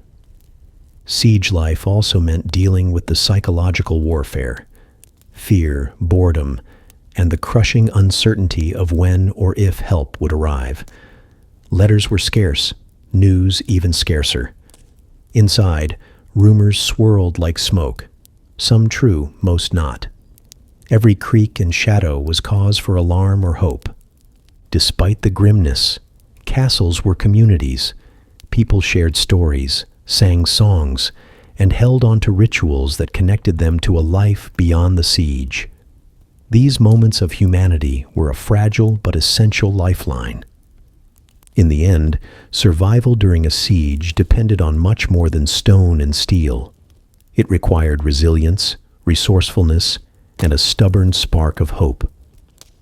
The juggling balls and gestures may seem like small details, but they remind us that even in the darkest hours, people fought not just to live, but to keep their spirits alive. Knights, squires, and guards formed the backbone of any castle's defense, each playing a unique role in the relentless rhythm of medieval life. The knight stood at the top, an image of chivalry and power. But behind the shining armor was a grueling daily grind far from the romantic tales told in storybooks. Training to become a knight began early and was brutal. Boys started as pages, learning the basics of horsemanship, weaponry, and etiquette. As squires, their duties multiplied, polishing armor, tending to horses, and assisting knights in everything from battle preparations to donning their heavy gear. The process was slow and demanding, often lasting years, with a steady stream of harsh lessons delivered through sweat, bruises, and sometimes outright failure. It wasn't just about learning to fight. It was about mastering discipline, endurance, and loyalty. Knights weren't just warriors. They were managers of their own small armies, trainers of squires, and players in the endless political games of the castle. When not fighting in battles or tournaments, much of their time was consumed by ceremonies, court duties, and maintaining their equipment. Records show that polishing armor could take hours, a task both painstaking and necessary, as a knight's reputation was tied to the gleam of his gear. Standing in rain or mud during lengthy ceremonies wasn't unusual, and complaints about the monotony of such duties fill some medieval diaries. Castle guards, meanwhile, bore the more monotonous but no less important burden of daily vigilance. Most spent their days standing watch, a seemingly endless task of appearing alert while battling boredom and fatigue. Some castles mandated guards sing or call out periodically to prove they were awake, an early, imperfect solution to the risk of dozing on duty. One guard's log from 1387 candidly complains about a fellow's terrible singing, calling it an attack on the castle's auditory sensibilities. The guard's role wasn't glamorous, but their presence was a crucial deterrent against surprise attacks, theft, or internal disorder. Off-duty, the guards lived under the same strict hierarchies and expectations as the rest of the castle staff. Their lives were a constant balancing act between maintaining readiness and navigating the complex social web of the fortress. In times of siege or unrest, guards often doubled as soldiers, ready to fight alongside knights and men-at-arms. Their equipment might be simpler, their pay lower, but their loyalty and endurance were just as vital. Squires, caught between childhood and knighthood, were perhaps the most overworked.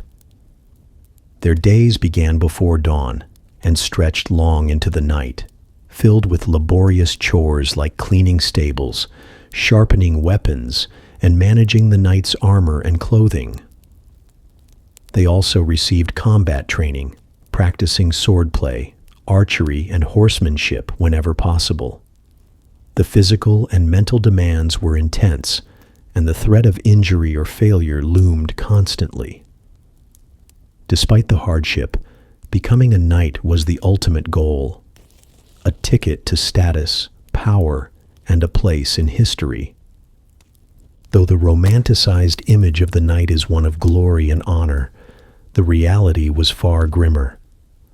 Battles were brutal and deadly, but the battles off the field, endless training, maintaining armor, court politics, and the harsh expectations of medieval society could wear down even the toughest warrior.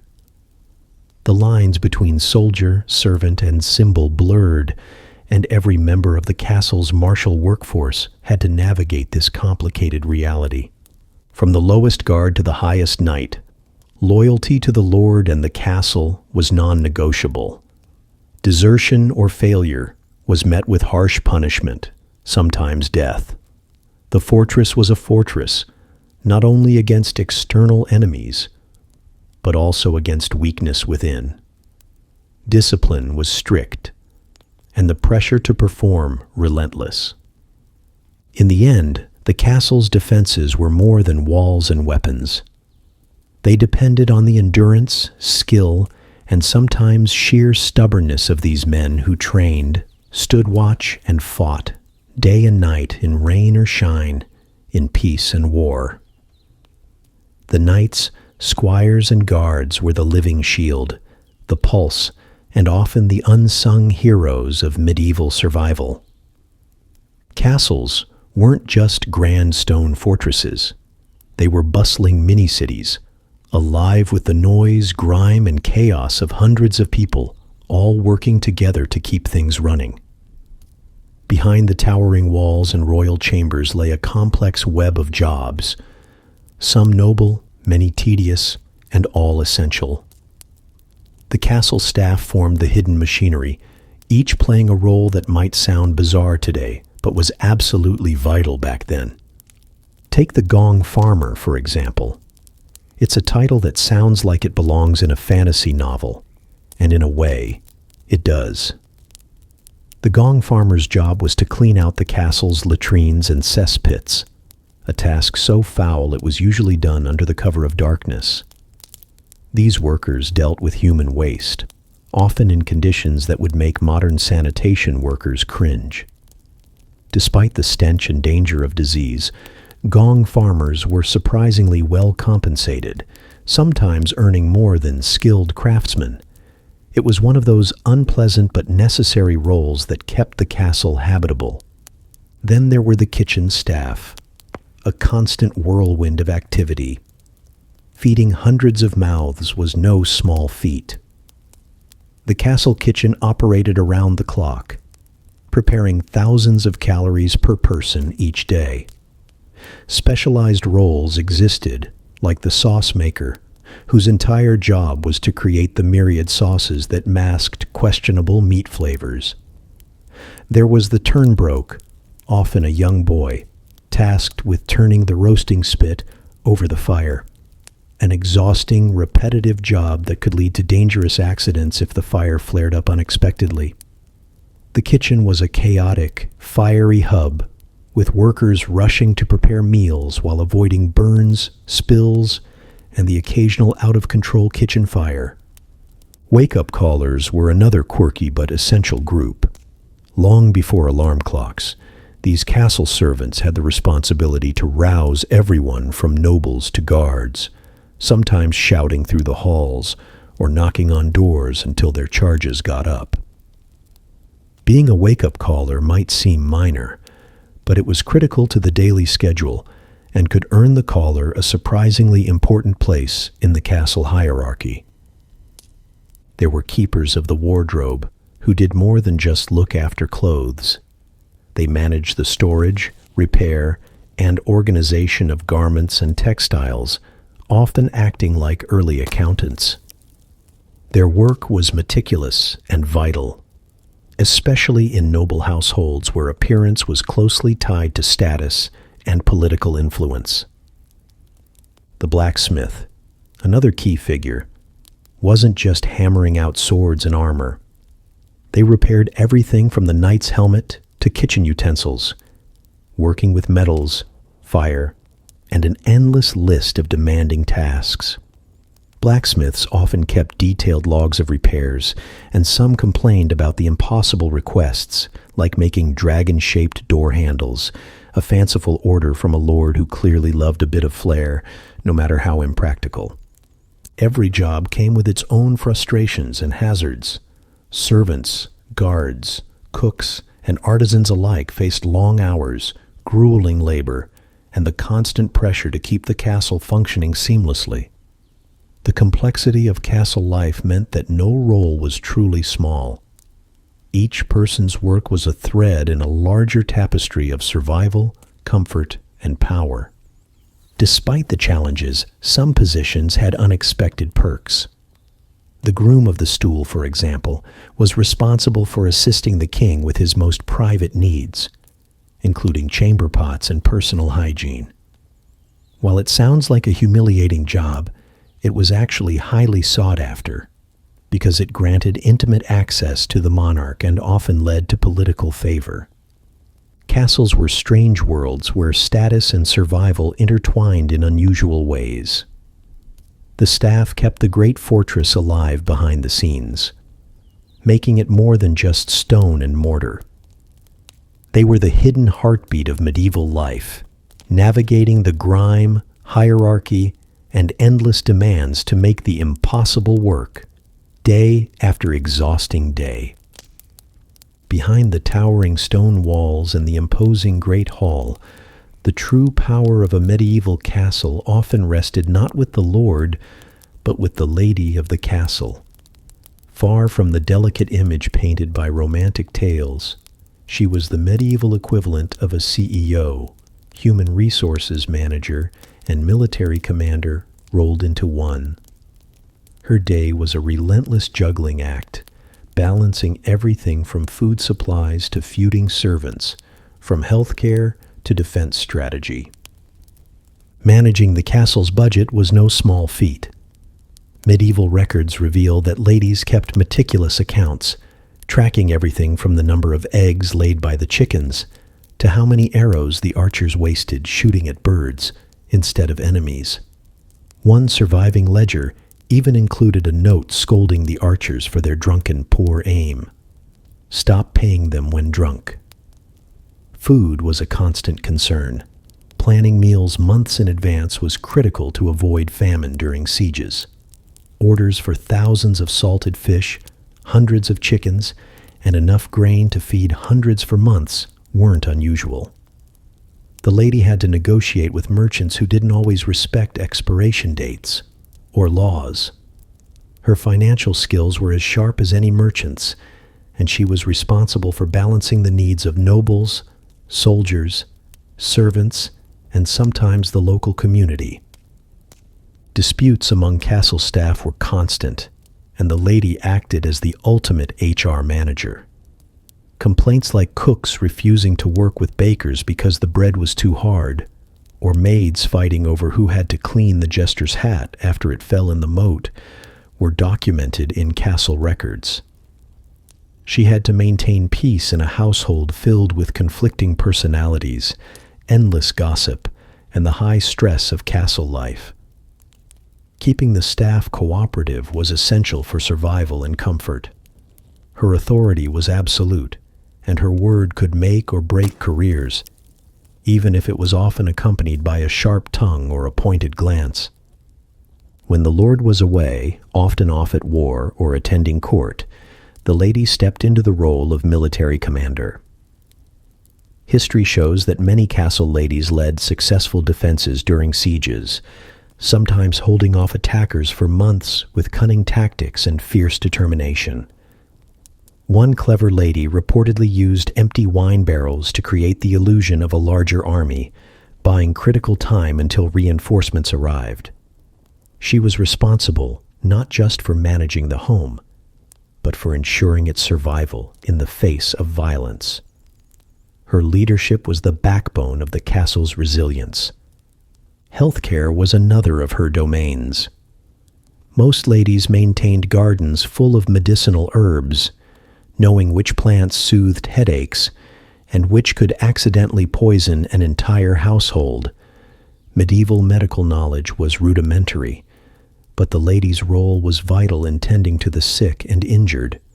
She often coordinated with the castle's resident physician or healer, overseeing remedies that ranged from herbal salves to bloodletting.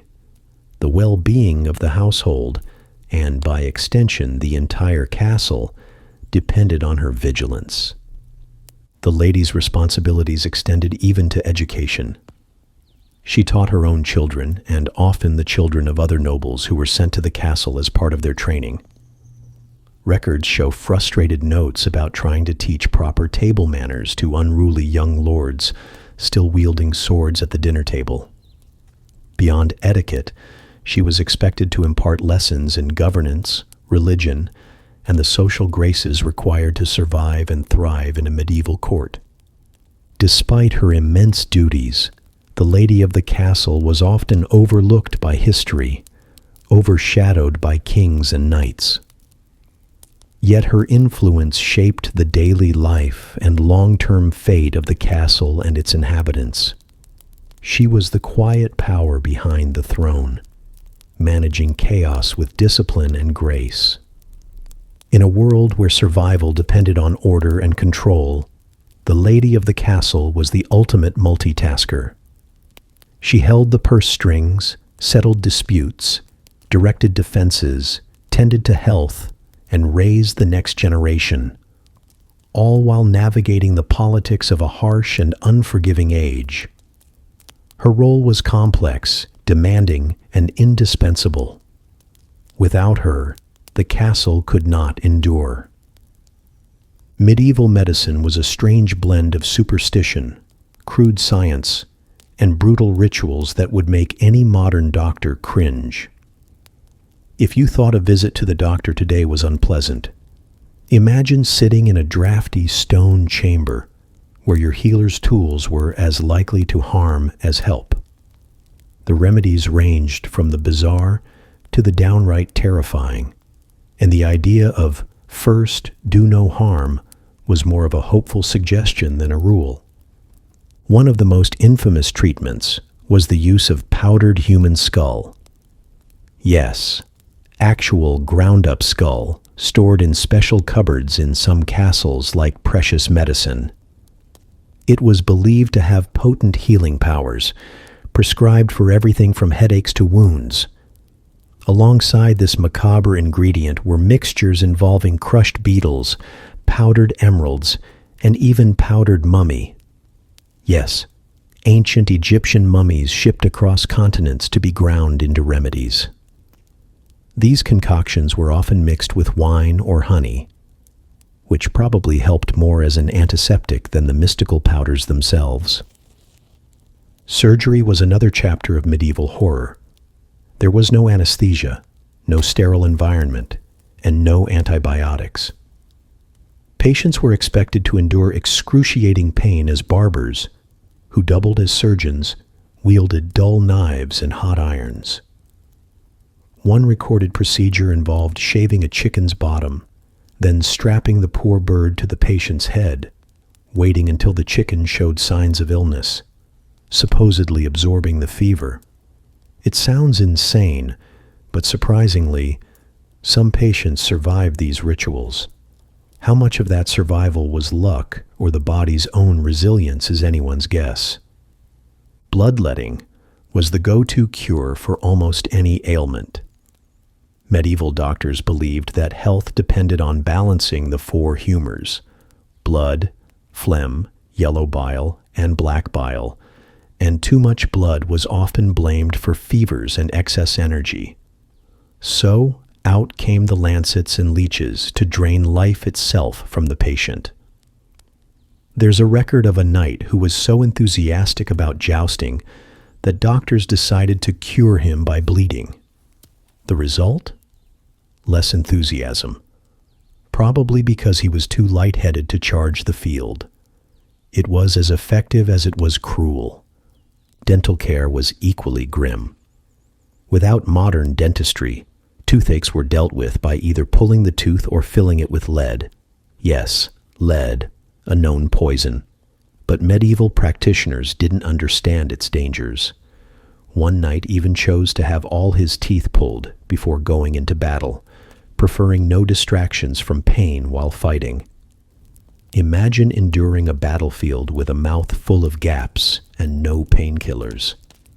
Despite the horrifying methods, some medieval cures accidentally worked. Herbs used in salves and poultices sometimes contained natural antibiotics, and the alcohol in medicinal wines helped clean wounds. One castle physician proudly claimed his cure-all mixture of wine, honey, and herbs healed everything from headaches to combat injuries.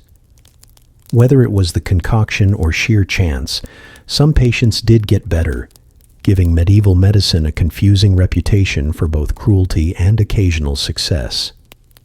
Infections, though, were a constant threat. Without knowledge of germs or sanitation, even minor wounds could turn deadly. Fevers often meant imminent death, and many treatments only worsened the patient's condition.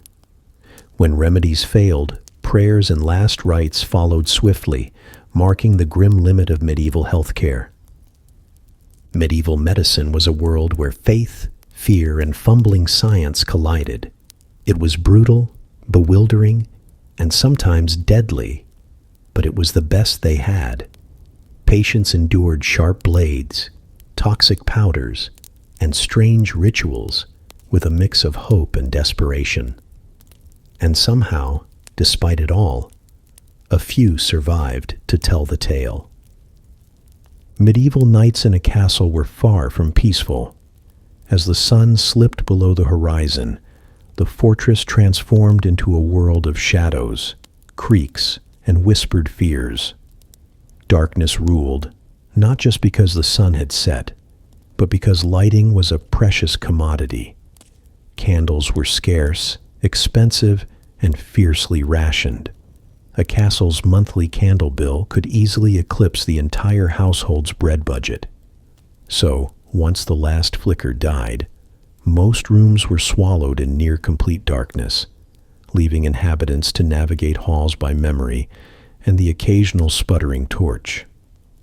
Night patrols were a grim necessity, but not exactly comforting. Guards were tasked with roaming the labyrinthine corridors, lone figures armed with little more than a torch that barely cut through the gloom. The flickering light cast monstrous shadows that seemed to creep along the walls, distorting tapestries and suits of armor into sinister shapes. More than once, a guard mistook his own reflection in polished armor for a specter. One castle diary entry humorously records a guard shouting at what he thought was a demon, only to discover it was the Lord's new suit, which promptly required repairs. The poor guard was forced to cover the costs by working extra shifts, a punishment for his attack on the Lord's prized possession. Ghost stories were more than just entertainment. They were part of castle life, taken seriously enough to warrant official protocols. When a ghost was sighted, it wasn't whispered about in secret, but had to be formally reported in writing. Guards documented apparitions meticulously, down to the attire the ghost wore. One such report complained bitterly about a ghost in the North Tower, dressed in last season's tunic, clearly a style faux pas that called for a spectral wardrobe update. The ghost, apparently offended, vanished in what the report described as a huff. This blend of superstition and humor reveals that even medieval people had a way of coping with the unknown. Some parts of the castle were notorious for supernatural activity, requiring extra patrols and hazard pay for the brave souls assigned there. Certain tapestries were said to move of their own accord, and guards claimed they had sentient qualities, silently judging anyone who passed. The night watchmen had the unenviable job of facing these eerie occurrences alone, making their work both physically and psychologically taxing. Haunted locations ranged from libraries where books mysteriously shifted overnight to kitchens where spectral chefs were blamed for foul smells and ruined supplies. One castle's kitchen ghost reportedly concocted the worst-smelling stews at midnight, frustrating the staff who suspected nighttime snacking guards rather than actual spirits. Rats, ever-present and surprisingly literate, were known to rearrange books in the haunted library, favoring cheese-making manuals above all else. Despite all these spooky tales, the dark was dangerous for reasons beyond ghosts. The threat of real attackers, accidents, and getting lost in the maze of corridors was ever present. Guards had to stay alert, even when their imaginations ran wild. The castle at night was a place where fear of the tangible and intangible mixed, each feeding the other. For the residents, candlelight was a small comfort, but it was carefully conserved. Too much light meant emptying precious resources, and too little left you vulnerable to the terrors of darkness, both real and imagined. As such, life at night was a balance of bravery, superstition, and the shared hope that morning would come soon enough to chase away the shadows. In this twilight world, the castle was not just a home or fortress, but a realm where the living and the spectral seemed to brush shoulders. Ghosts, whether real or imagined, were part of the story of medieval knights, reminding everyone that sometimes the darkest battles were fought not with swords, but with shadows. Dungeons were the castle's darkest secret, literally and figuratively. Tucked deep beneath stone floors, these cramped, cold chambers were the ultimate punishment for those unfortunate enough to cross the wrong lord or break the wrong law. There was no soft landing here. The air was thick with dampness and despair, and the only light often came from a tiny barred window high above, too small to do much more than remind prisoners of the freedom they'd lost. Medieval dungeons weren't designed for comfort or even basic hygiene. Floors were uneven stone, often slick with moisture or worse. Prisoners shared their cells with rats, fat, fearless rodents that thrived in the darkness and saw humans more as inconvenient roommates than threats. These rats gnawed on anything they could find, scraps of food, tattered clothing, and sometimes even the prisoners themselves. The chilling thought of being nibbled on while trying to survive added a whole new level of terror to imprisonment. Food was scarce and barely edible. A stale piece of bread, sometimes a bowl of thin, watery gruel, and the occasional scrap of meat if the prisoner was lucky, or unlucky enough to be a political pawn with a benefactor. Meals were dropped through small openings or slid under heavy doors, often accompanied by rats scurrying to snatch leftovers. Drinking water was fetched from a nearby well or cistern, meaning it was as likely to be contaminated as it was to quench thirst. Surprisingly, some prisoners used their time in captivity to find ways to improve their situation, or at least make it bearable. Some inmates became entrepreneurs in their own grim way. They traded favors, smuggled messages, or bartered scraps of food. Others tried to keep their minds sharp by teaching each other skills or practicing storytelling. A forgotten poet might compose verses from memory, while a disgraced knight could teach swordplay tactics to a younger inmate, all while dreaming of freedom. Escape attempts were frequent, but rarely successful. The dungeon's design worked against them. Thick walls, iron bars, and guards who knew every crack and shadow made slipping away a near impossible feat. Yet prisoners never stopped trying. Some plotted elaborate tunnels, others tried to bribe guards or create distractions. The sheer will to escape was a testament to human resilience in the face of dire circumstances. Not all prisoners were criminals in the modern sense. Nobles caught in political struggles, accused witches, or debtors might find themselves locked away alongside common thieves and murderers. The dungeons were less about justice and more about control, a place to break spirits and silence opposition. Rumors of torture chambers and secret oubliettes, cells so dark and isolated that prisoners were forgotten, added to the chilling reputation. Despite the horrors, Dungeons were also places of unexpected humanity. Guards occasionally showed mercy, slipping a bit of extra food or letting a prisoner speak with visitors. Some prisoners formed friendships born of shared misery, bonding over the flickering shadows cast by a single candle. In those moments, the dungeon walls seemed less like a prison and more like a twisted refuge. Life in the dungeon was a daily battle against cold, hunger, and isolation, with rats as ever-present, unwelcome companions. It was a place where hope was scarce but never fully extinguished. For every prisoner, the dream of sunlight, fresh air, and freedom burned as fiercely as the biting cold that surrounded them. The dungeon was a harsh reminder of the price of power, politics, and survival in the medieval world, where sometimes the greatest fight was simply to stay alive another day. Castles weren't just grim fortresses of stone and steel.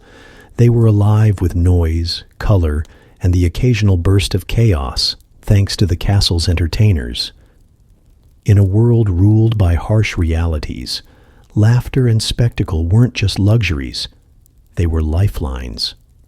Jesters were the heartbeat of this twisted social circus, masters of chaos wrapped in motley and bells. They weren't merely fools, they were sharp observers masked by humor, skilled at towing the line between comedy and insult without losing their heads. Their jokes could lighten the mood after a long day of brutal labor or tense council meetings, but cross them, and the consequences were just as harsh as the Lord's wrath.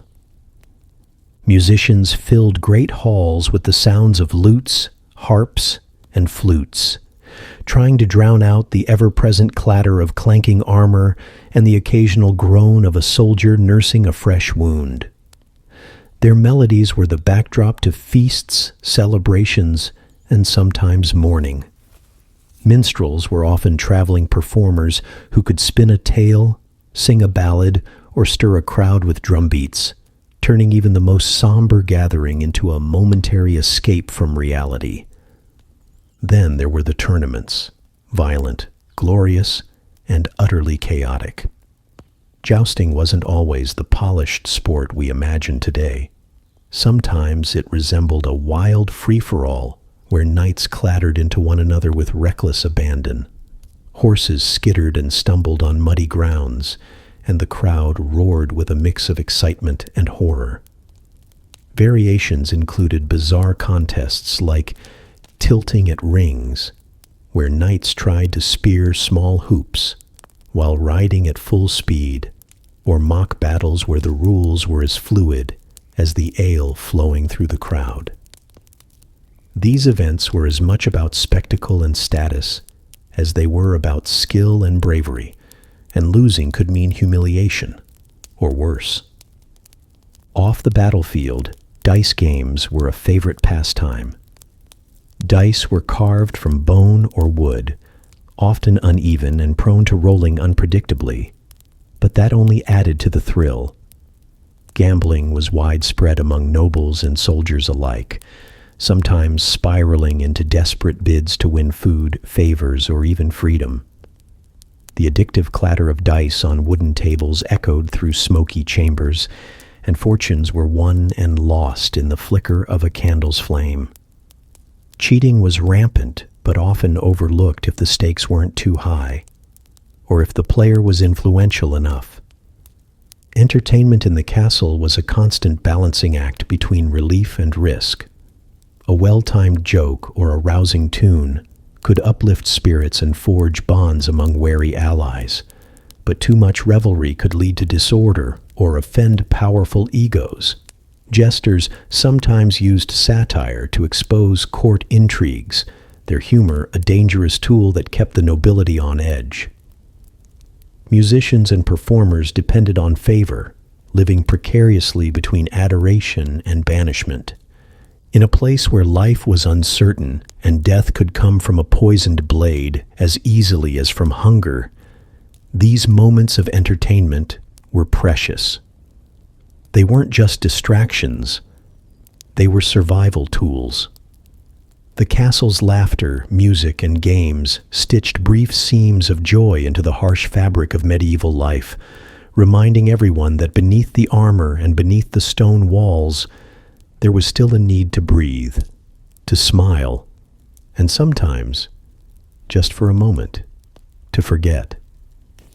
Mealtime in a medieval castle wasn't just about filling empty stomachs. It was a high-stakes social event loaded with unspoken rules, power plays, and enough grease to slick an entire banquet hall. From the moment the food hit the table, everyone was locked into a delicate dance of etiquette, status, and survival. The way you ate, where you sat, and even how much salt you sprinkled on your bread could say more about your place in the kingdom than your family name. Tables were long, narrow boards perched on trestles, covered with rough linen, or sometimes nothing at all. Instead of plates, people ate off wooden trenchers, basically stale, hard bread slabs that doubled as plates, and later, snacks for the poor or animals. These trenchers soaked up juices and sauces, turning into soggy, greasy sponges by the end of the meal. Fingers, inevitably greasy and sticky, were the primary utensils. Forks were rare curiosities, and knives were mostly tools for cutting, not eating. You learned fast to master the art of dipping bread into stews or wiping sauce from your chin without offending the Lord's guests. Seating arrangements were far from random and fiercely guarded.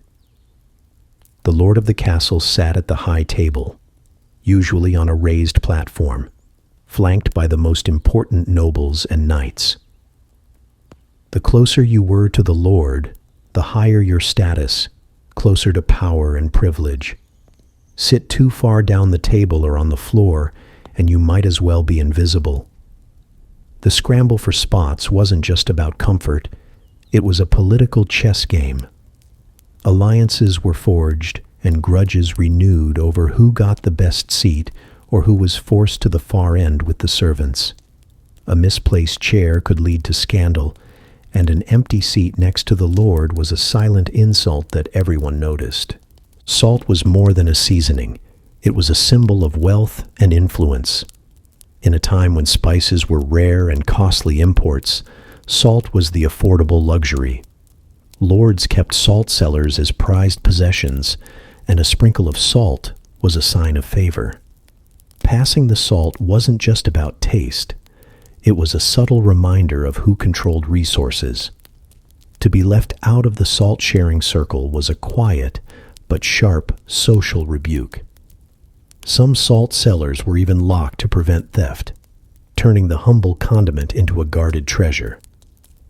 Conversation at the table was equally strategic.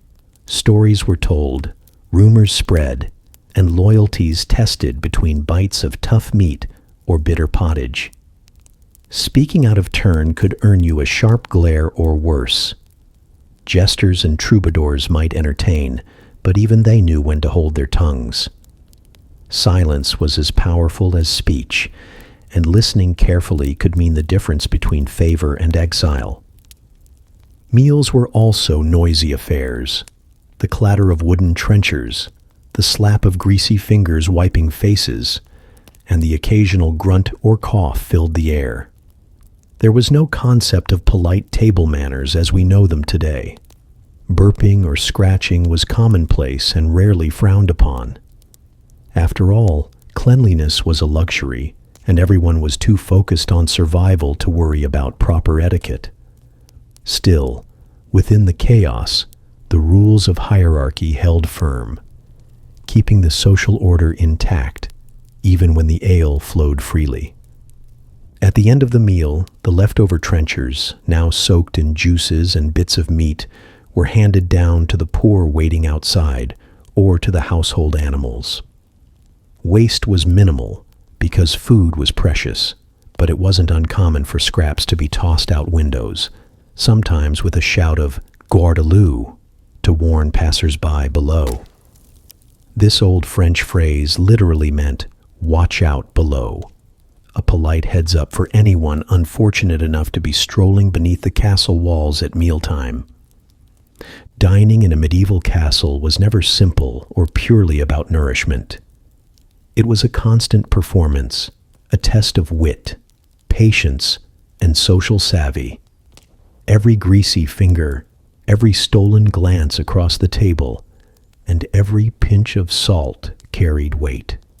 The meal was a battlefield where alliances were built, reputations made or broken, and the delicate balance of power kept alive, one crumb at a time. As the sun sinks below the horizon, the medieval castle begins its slow descent into darkness, a darkness heavier than just the absence of light. Daylight was more than a comfort. It was a lifeline. When nightfall came, the castle's lively chaos folded into something quieter, but far from peaceful. The transition from the clatter of daytime to the muffled shadows of night was a ritual all its own, fraught with its own dangers and strict routines. Torches flicker as the last workers shuffle back to their quarters, their faces smeared with soot and exhaustion. The great hall, so vibrant during the day with its clanging dishes and loud conversations, grows still. Wooden shutters slam against the thick stone walls, barring out the chill and any unwanted intruders. The castle, with its massive stones and narrow windows, traps the day's cold, making the air inside feel like a damp cellar. There is no central heating here, just the fading embers of the hearth and layers of wool and linen clinging to bodies for warmth. Evening prayers echo softly through the chapel, a reminder that faith was a constant companion in the medieval world. Worship wasn't just spiritual. It was a measure of discipline and a chance to seek protection for the long night ahead. The priest's voice carries solemnly, offering blessings against the unseen evils lurking in the shadows, spirits, thieves, and sickness. Nighttime in a medieval castle was a realm of mystery and fear, where superstition ruled alongside sword and shield.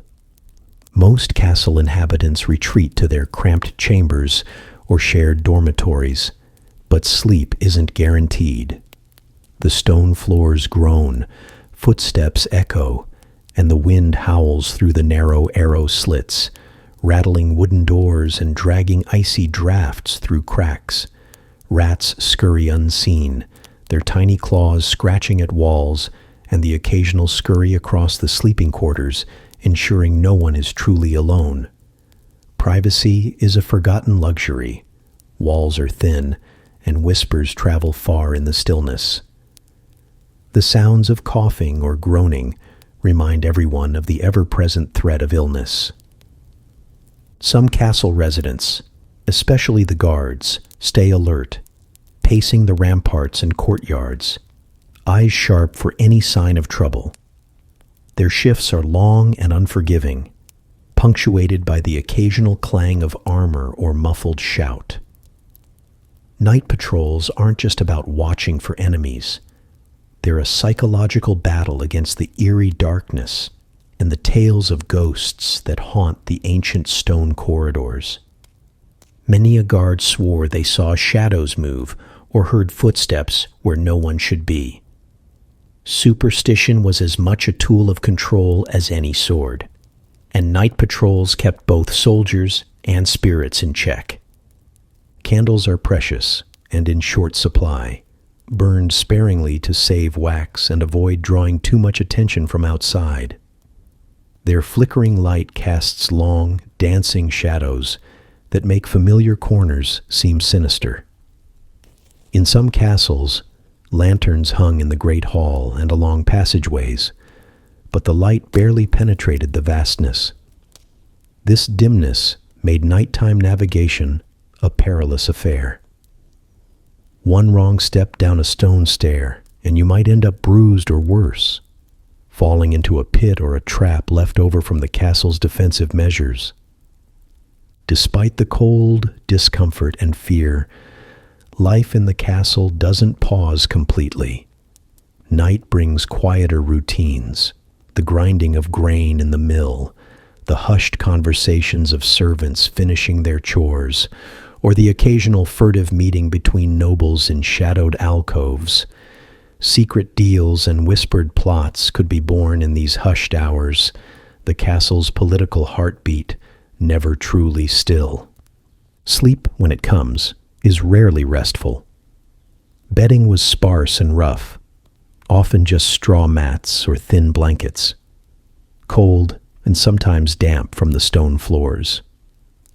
The common folk shared rooms, huddled together for warmth, while the nobility enjoyed feather beds and heavy tapestries, still nothing like modern comfort. Dreams were often disturbed by the cold, the noises, or worries about the next day's toils. Dawn was both an end and a beginning. Before the sun rose, the castle stirred again, preparing for the relentless cycle to start anew. The clanging of armor, the shouts of orders, and the smell of smoke from the kitchens filled the air. Life in a medieval castle was unforgiving and unceasing, an endless round of toil, fear, and fleeting moments of reprieve. Nightfall might bring darkness, but it never brought rest. The castle was a living organism, pulsing with the rhythms of survival, always ready to greet the chaos of a new day.